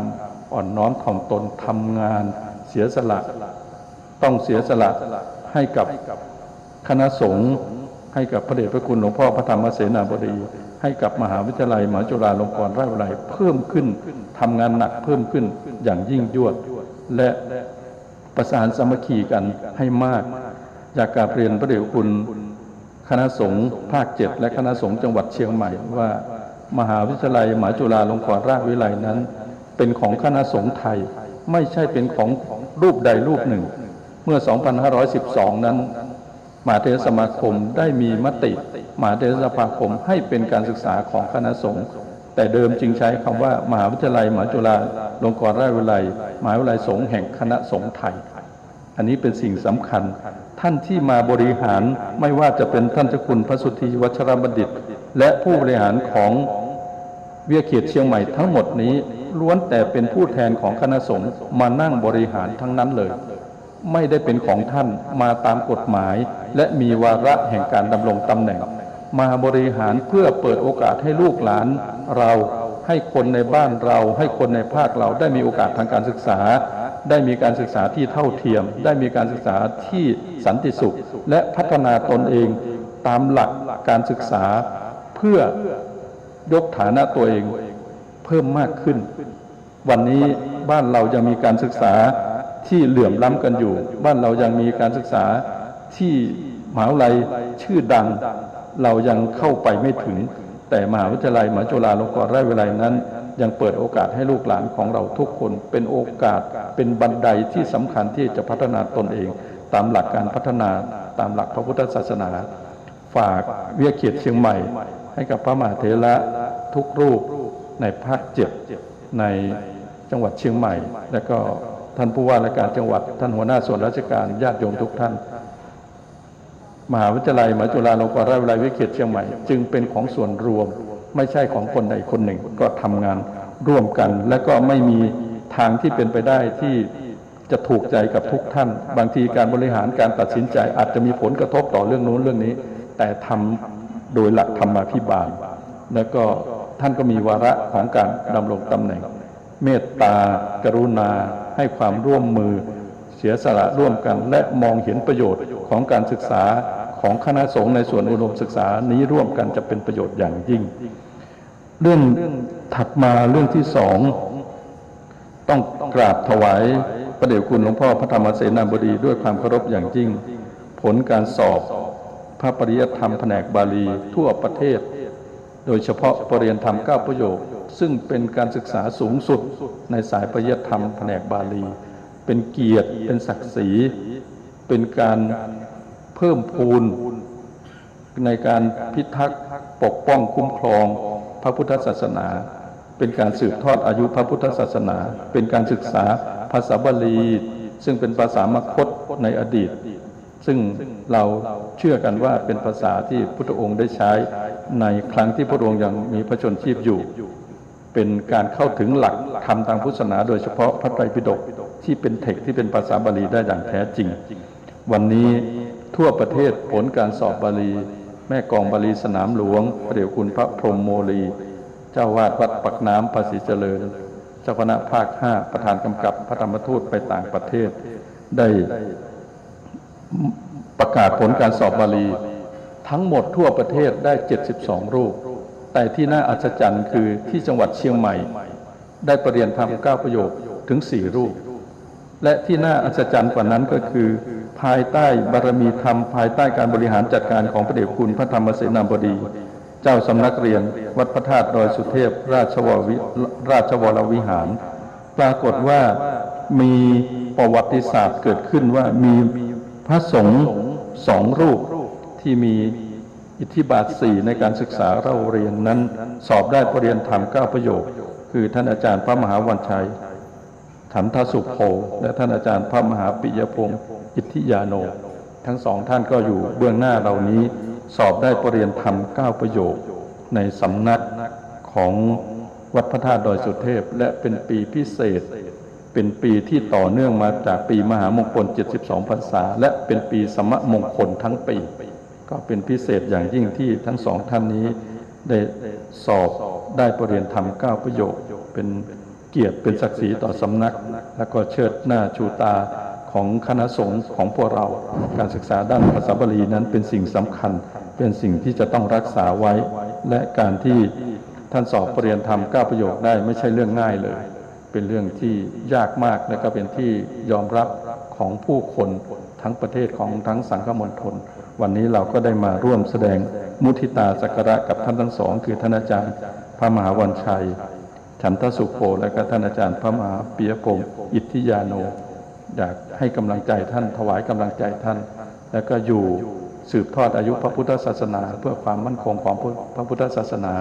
พระสงฆ์ที่มีความรู้ความสามารถพระสงฆ์ที่มีวิริยะอุตสาหะในการศึกษาพุทธศาสนาและเผยแผ่พุทธศาสนานั้นเรามีอยู่ทั่วประเทศแต่ว่าแนวโน้มจะลดลงเพราะประชากรลดลงและก็ศาสนทายาทก็ลดน้อยถอยลงอันนี้ก็อาราธนาท่านไว้นะครับในเรื่องที่3อยากกราบเรียนพระเดชคุณหลวงพ่อพระธรรมเสนาบดีคณะสงฆ์ท่านผู้ว่าราชการจังหวัดท่านนิรัตน์พงษ์สิทธิถาวรและหัวหน้าส่วนราชการจังหวัดและท่านทั้งหลายที่มาร่วมงานทุกท่านด้วยพระบาทสมเด็จพระเจ้าอยู่หัวมีพระราชศรัทธาอย่างยิ่งต่อการศึกษาพระพุทธศาสนาและการเผยแผ่พระพุทธศาสนาจะเห็นถึงพระจริยวัตรของพระองค์ในการที่ปฏิบัติกิจทั้งหลายทั้งปวงเพื่อการพระศาสนาและการที่มอบทุนการศึกษาเล่าเรียนหลวงนั้น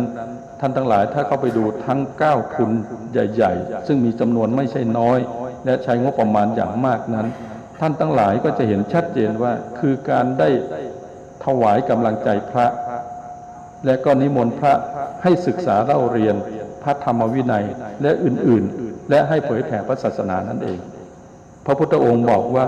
ตราบใดจะยังไม่เสด็จดับขันธปรินิพพาน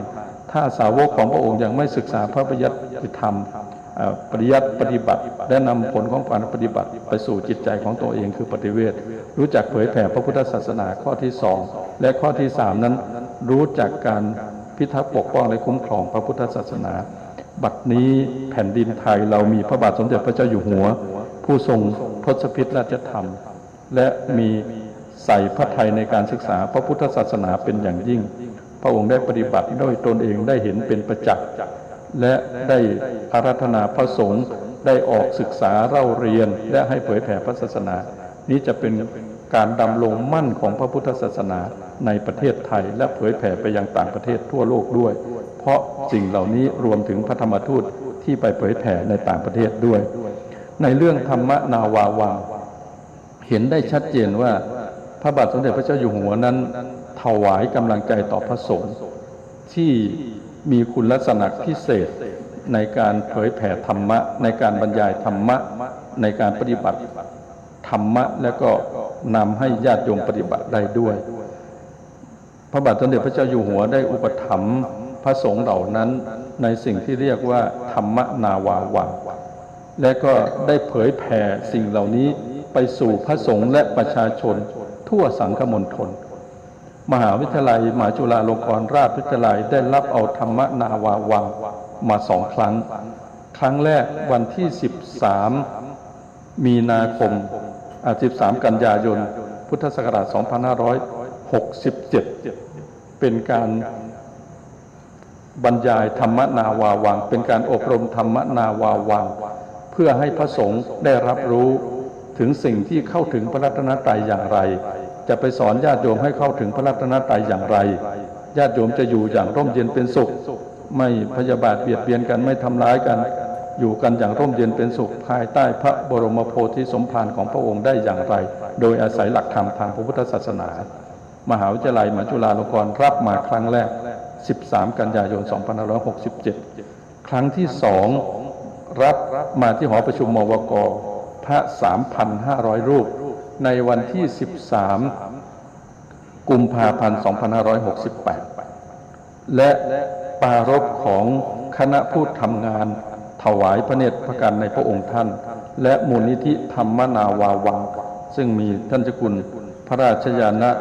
วัชระชิโรดมนะครับหรือท่านเจ้าคุณต้นเราก็ได้ปรึกษาหารือกันว่า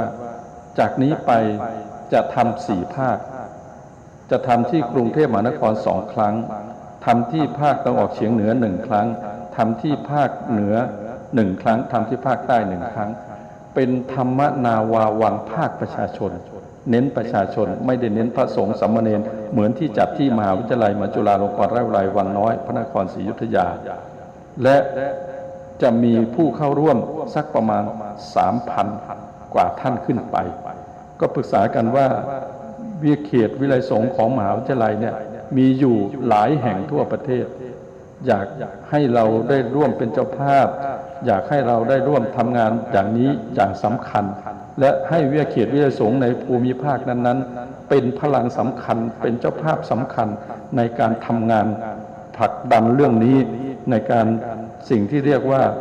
ปูทางสู่การตื่นรู้ธรรมนาวาวังก็เลยได้กำหนดการได้ประชุมร่วมกันบัดนี้ทางฝ่าย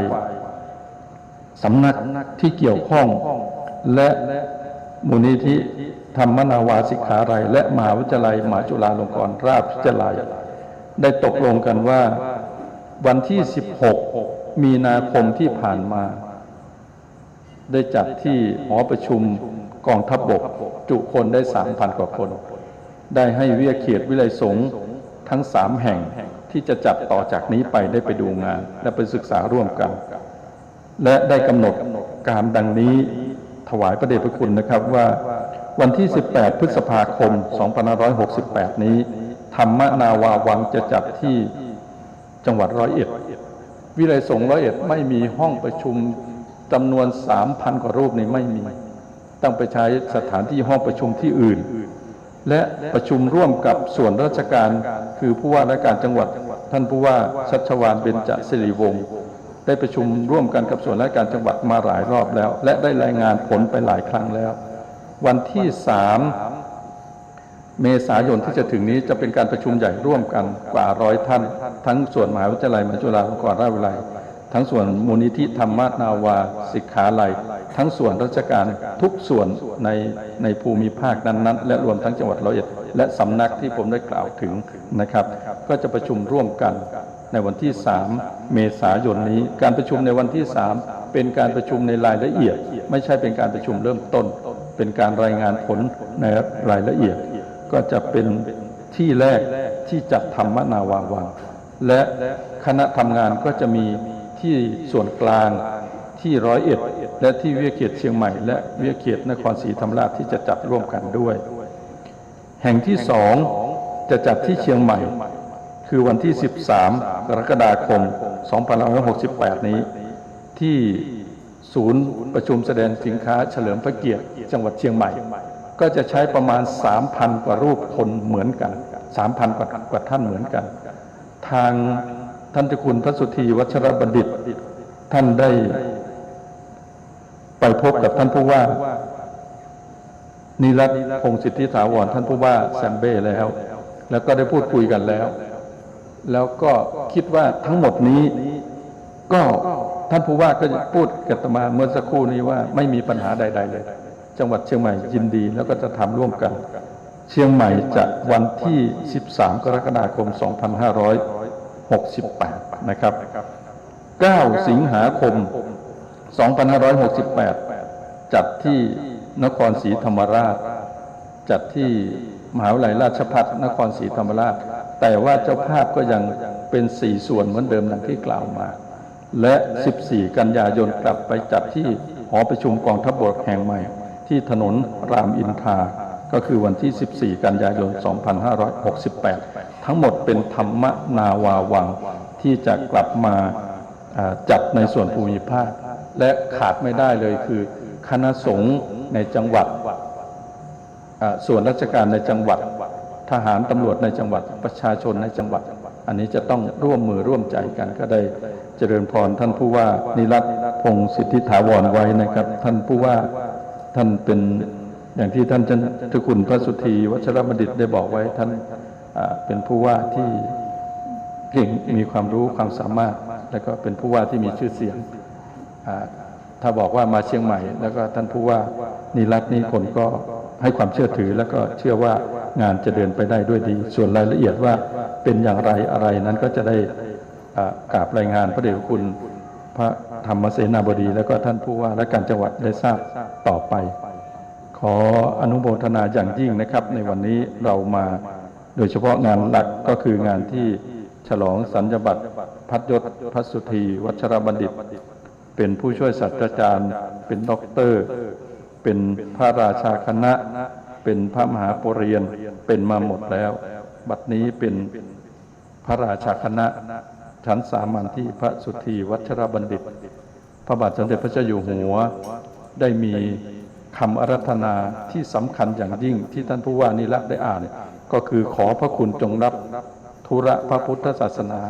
เป็นภาระสั่งสอนช่วยระงับอธิกรณ์อนุเคราะห์พระภิกษุสามเณรในอารามตามสมควรด้วยเถิดอันนี้เป็นคำอาราธนาที่สำคัญอย่างยิ่งของพระบาทสมเด็จพระเจ้าอยู่หัวขอท่านเจ้าคุณพระสุธีวัชรบัณฑิตได้ตระหนักถึงคำอาราธนานี้และปฏิบัติศาสนกิจเพื่อประโยชน์ของส่วนรวมเพื่อประโยชน์ของพระศาสนาตลอดไปในนามของพระเดชพระคุณหลวงพ่อพระธรรมเสนาบดีเจ้าคณะภาครองเจ้าคณะภาค7เจ้าวาดวัดพระธาตุดอยสุเทพราชวรวิหารพระเดชพระคุณพระพรหมวัชรธีราจารย์ท่านอธิการบดีขออาราธนาขออ้างอิงพระบรมสารีริกธาตุอันศักดิ์สิทธิ์ที่ประดิษฐานอยู่ที่พระธาตุดอยสุเทพแห่งนี้จงให้พรอันประเสริฐแก่ท่านเจ้าคุณพระสุธีวัชรบัณฑิตท่านอาจารย์พระมหาวันชัยฉันทสุโภท่านอาจารย์พระมหาปิยพงศ์อิทธิยาโนขอท่านที่กล่าวนามมานี้จงมีความเจริญรุ่งเรืองในพระศาสนาของพระศาสดาขอให้มีอายุวันนะสุขะพระปฏิภาณธนาสารสมบัติตลอดไปอันหนึ่งขอให้พรนี้เป็นปฏิพรย้อนสนองให้กับท่านผู้ว่านิรัตน์พงศ์สิทธิถาวรและหัวหน้าส่วนราชการฝ่ายมหาวิทยาลัยมหาจุฬาลงกรณราชวิทยาลัยวิทยาเขตเชียงใหม่ทุกท่านทุกคนพี่น้องประชาชนที่มาร่วมงานชาวจังหวัดลำปางบ้านเกิดของท่านและท่านอื่นๆที่มาร่วมงานในวันนี้ขอท่านได้รับพรอันประเสริฐจากคุณพระศรีรัตนตรัยและพระบรมสารีริกธาตุที่ประดิษฐานอยู่ที่พระธาตุดอยสุเทพอันศักดิ์สิทธิ์แห่งนี้ท่านปรารถนาสิ่งใดอันเป็นไปด้วยชอบประกอบไปด้วยธรรมขอความปรารถนานั้นๆของท่านทั้งหลายประสบความสำเร็จในที่ทุกสถานในการทุกเมื่อตลอดกาลนานเทอญสาธุครับขอบคุณในเมตตาธรรมของท่านอาจารย์นะครับพระเทพวชิรสารบัณฑิตนะครับรองศาสตราจารย์ดร.รองอธิการบดีฝ่ายวางแผนและพัฒนามหาวิทยาลัยมหาจุฬาลงกรณราชวิทยาลัยในเมตตาได้ประทานสมโภชนิกถาในนามของพระเดชพระคุณหลวงพ่อพระธรรมเสนาบดีจบลงเป็นที่เรียบร้อยครับลำดับต่อไปพระเดชพระคุณจะได้นำพระสงฆ์ทั้งนั้นนะครับอนุโมทนาท่านผู้ว่าราชการจังหวัดเชียงใหม่และสาธุชนทุกท่านจะได้กรวดน้ำและรับพรจากพระสงฆ์ครับยะถาวริวหาปุราปาริปุเรนติสากรังเอวะเมวะอิโตตินังเปตานังอุปกัปปติอิจิตังปฏิตังตุมหังคิปะเมวะสมิจฉตุสัพเพปุเรนตุสังกปาจันโทปนะระโสยะถามณิโชติระโสยะถาอิโยเววะจันตุสัพพโรโควินาศตุมาเตภวันตรายโยสุขีทีขายุโกภวสัพพิติโยเววะจันตุสัพพโรโควินาศตุมา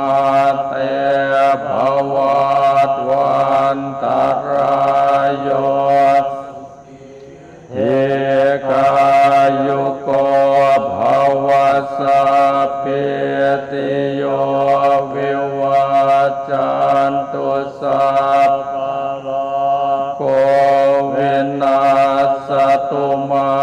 เตภวัตวันตรายโยสุขิติกาภวะอภิวาทนาสิริสเนจังโวธาปจายโนโรธรรมาวันติอายุวันโนสุขังภาลังโสอาธาราโทสุขิโตวิรุณพุทธศาสเนอโรโคสุขิโตโหหิสหัสสะหิยาติปิโสอาธาราโตสุขิโตวิรุณโหพุทธศาสอโรโคสุขิโตโหหิสหัสสะเปหิยาติปิโสอาตาราโทสุขิโตวิรุณโหพุทธศาสเนอโรโคสุขิโตหิสหัสสะเปหิยาติปิภวตุสัพพมังคารังลักขเทวตาสัพพพุทธานุภาเวนัสตาโสติตุเตภวตุสัพพมังคารังราคันตุสัพพเทวตาสัพพมานุภาเวนัสตาโสติภวันตุเตภวตุสัพพมังคารังกันตุสัพพเทวตาสัพพสังฆาโนภาเวนัสตาโสติภวันตุเต สาธุกับลำดับต่อไปท่านผู้ว่าราชการจังหวัดเชียงใหม่ประทับพิธีนะครับด้วยการพระรัตนตรัยที่โต๊ะหมู่บูชาถวายความเคารพเบื้องหน้าพระบรมฉายาลักษณ์และถวายสักการะกราบพระเดชพระคุณพ่อพระธรรมเสนาบดีตามลำดับนะครับ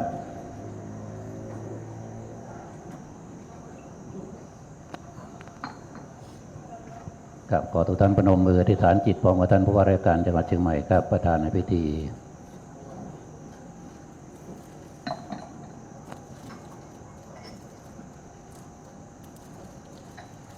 ครับเชิญคฤหัสถ์ทุกท่านลุกขึ้นยืนนะครับถวายความเคารพพร้อมกับผู้ว่าครับ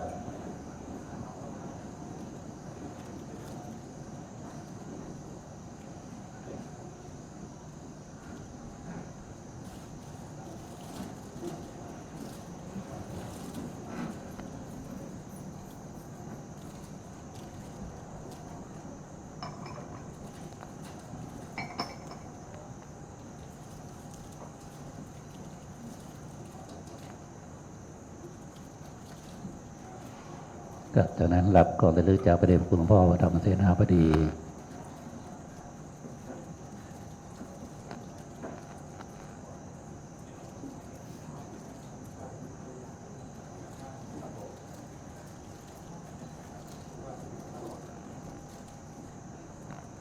ครับเชิญทุกท่านนั่งครับ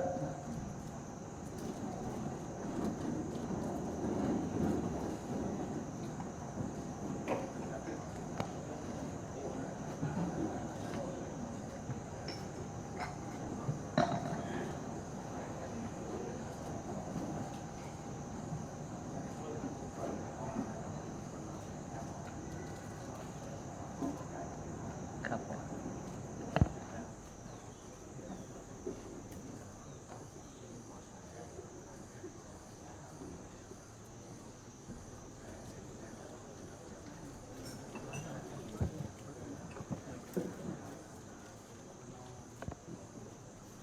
ครับจากนี้จะได้เปิดโอกาสให้กับพระสงฆ์สามเณรและญาติโยมสาธุชนที่ยังไม่ได้แสดงมุทิตาจิตกับพระสุติวัชรบัณฑิตนะครับได้เข้าถวายมุทิตากับพระเดชพระคุณนะครับขอโอกาสนิมนต์พระสงฆ์เนรนะครับได้ฉันพระทหารเพลที่หอฉันทุกรูปนะครับในส่วนของสาธุชนทุกท่านนะครับเรียนเชิญที่ชั้นล่างของศาลาแห่งนี้นะครับเรียนเชิญได้รับประทานอาหารกลางวันในส่วนผู้ว่าราชการจังหวัดเชียงใหม่ขออนุญาตเชิญที่ห้องรับรองนะครับ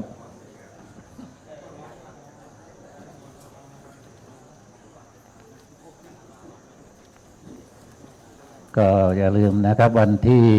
13 กรกฎาคมนะครับ 2568 นะครับเรียนเชิญสาธุชนทุกท่านได้รับฟังธรรมนาวาวังนะครับของภาคเหนือเรานะครับจังหวัดเชียงใหม่ที่ศูนย์ประชุม 13 กรกฎาคมนะครับ 13 กรกฎาคม 2568 ที่ศูนย์ประชุมและจัดสิกนาชาตินะครับจังหวัดเชียงใหม่ของเรานะครับใกล้ๆได้ประชาสัมพันธ์อีกครั้งหนึ่งครับสักวันนี้กราบขอบคุณในเมตตาธรรมของมหาเถระพระสงฆ์สามเณรทุกรูปครับและขออนุโมทนากับญาติโยมสาธุชนทุกท่านนะครับพระอาจารย์เจ้าคุณพระสุธีวัชรบัณฑิตจะมีของที่เลือกญาติโยมสาธุชนทุกท่านนะครับรอสักครู่หนึ่งนะครับเดี๋ยวเข้าถวายสักการะและรับของที่เลือกตามลำดับเลยนะครับสักครู่หนึ่งนะครับขออนุญาตนั่งสักครู่หนึ่งนะครับเดี๋ยวรับของที่เลือกจากอาจารย์เจ้าคุณพระสุธีวัชรบัณฑิตแป๊บหนึ่งครับแป๊บหนึ่งนะครับถ้าใครออกไปก่อนก็ถือว่าไม่ต้องการนะครับสละสิทธิ์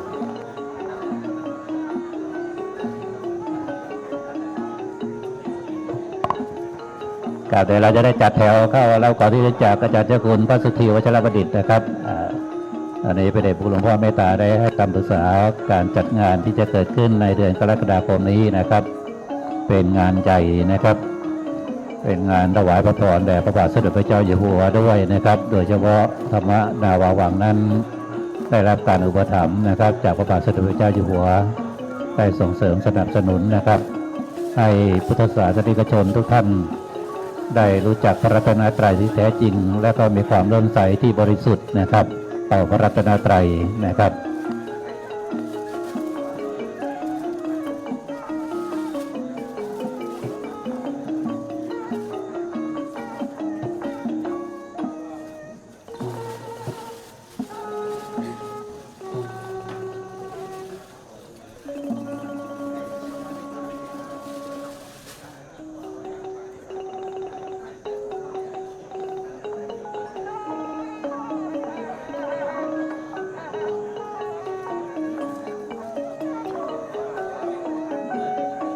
ครับในส่วนของพระสงฆ์สามเณรกับนิมนต์ที่หอฉันนะครับญาติโยมสาธุชนที่ชั้นล่างที่ศาลาแห่งนี้นะครับเป็นอาหารโต๊ะจีนนะครับในเมตตาบารมีของพระเดชพระคุณหลวงพ่อพระธรรมเทศนาบดีครับ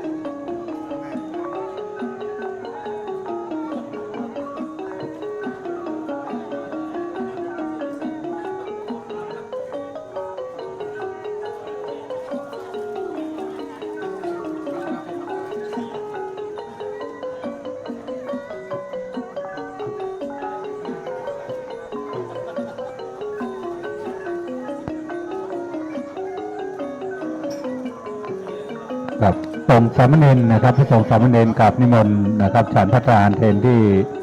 ศาลาหอฉันนะครับและพระมหาเถระที่กุฏิรับรองนะครับส่วนแขกท่านผู้ใหญ่นะครับชั้นล่างของศาลาเฉลิมพระเกียรติแห่งนี้นะครับมีสำนักพระทหารนะครับท่านสักครู่หนึ่งนะครับท่านรับประทานอาหารส่วนคณะสาธุชนนะครับ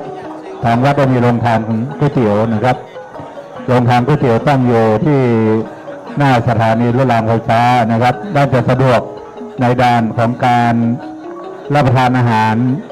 ก๋วยเตี๋ยวนะครับหน้าสถานีรถรางไฟฟ้ามีก๋วยเตี๋ยวอยู่โรงทานก๋วยเตี๋ยวนะครับ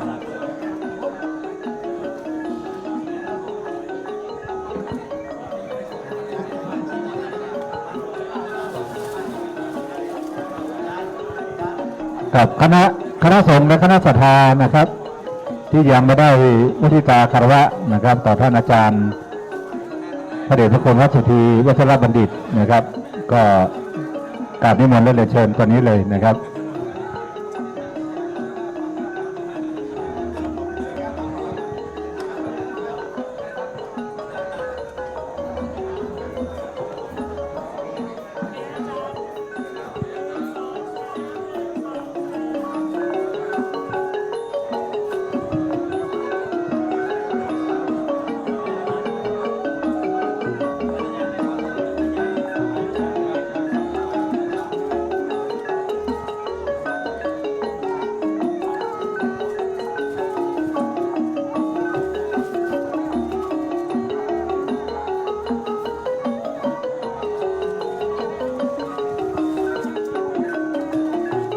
ครับตอนนี้ภายใต้ร่มบารมีธรรมนะครับของ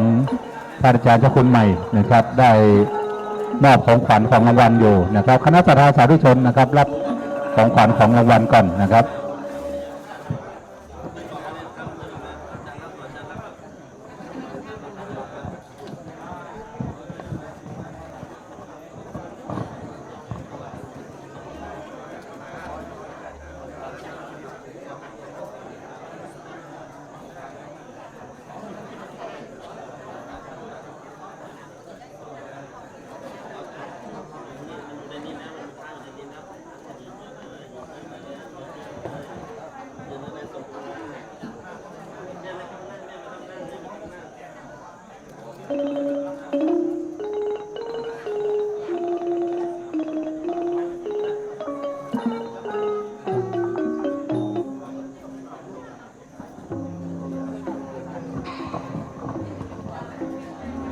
ครับในท้ายของพิธีนี้นะครับ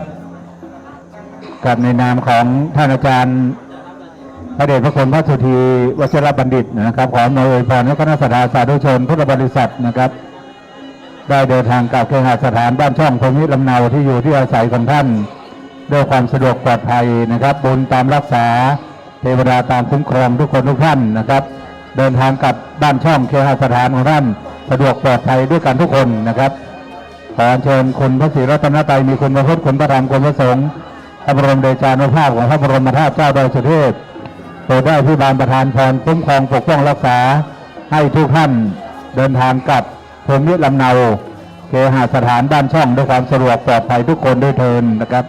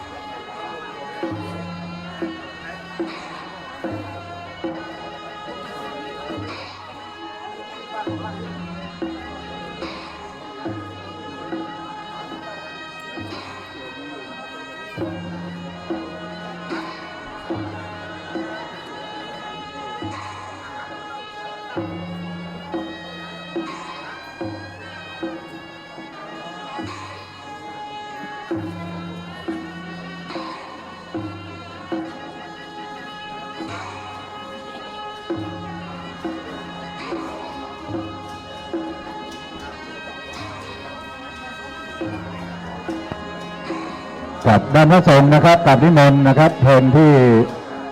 ศาลาหอฉันนะครับกับ คณะประธานสาธุชนนะครับ เรามีโรงอาหารอยู่นะครับด้านล่างของศาลาเฉลิมพระเกียรติแห่งนี้ก็มีนะครับ หรือที่หน้าสถานีรถรางไฟฟ้าของวัดพระธาตุดอยสุเทพนะครับจะมีในด้านของก๋วยเตี๋ยวโรงทานและอาหารหลายๆอย่างทั้งโต๊ะนะครับทั้งโต๊ะอาหารต้อนรับคณะประธานสาธุชนนะครับรับประทานอาหารกลางวันกันก่อนนะครับก่อนที่ออกเดินทางกลับนะครับ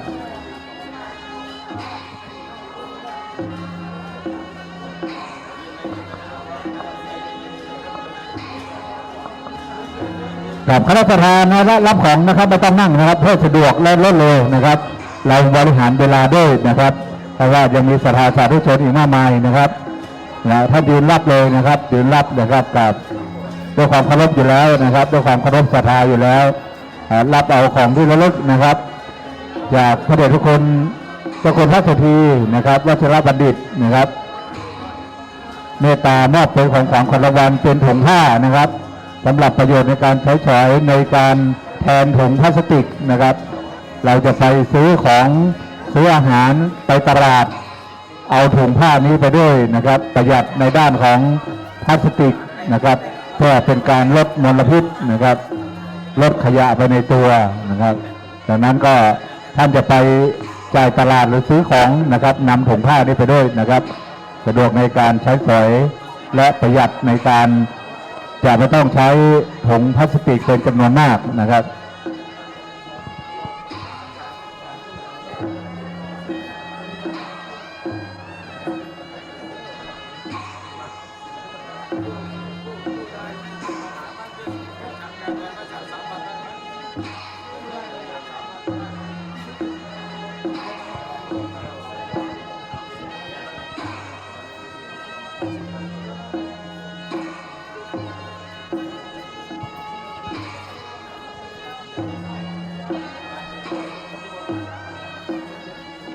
กับพระเดชพระคุณหลวงพ่อจะขอ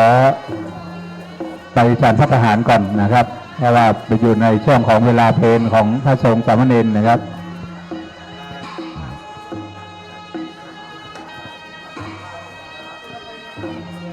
กับท่านที่ยังไม่ได้รับของที่ระลึก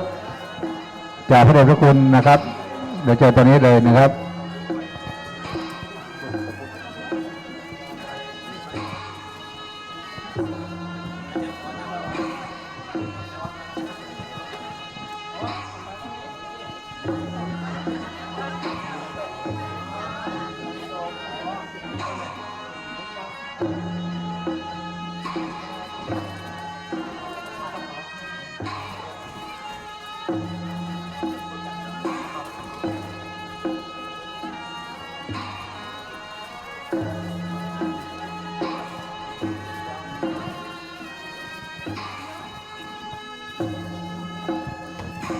กับวันนี้เจ้าฟ้อนนางรำนะครับ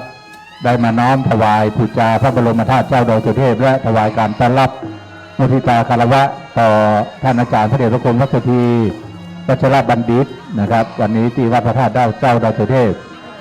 นะครับเดินทางกลับเคหสถานบ้านช่องพรหมิลำเนาที่อยู่ที่ไทยของท่านด้วยความสะดวกปลอดภัยบุญรักษาเทวดาคุ้มครองทุกคนทุกท่านนะครับ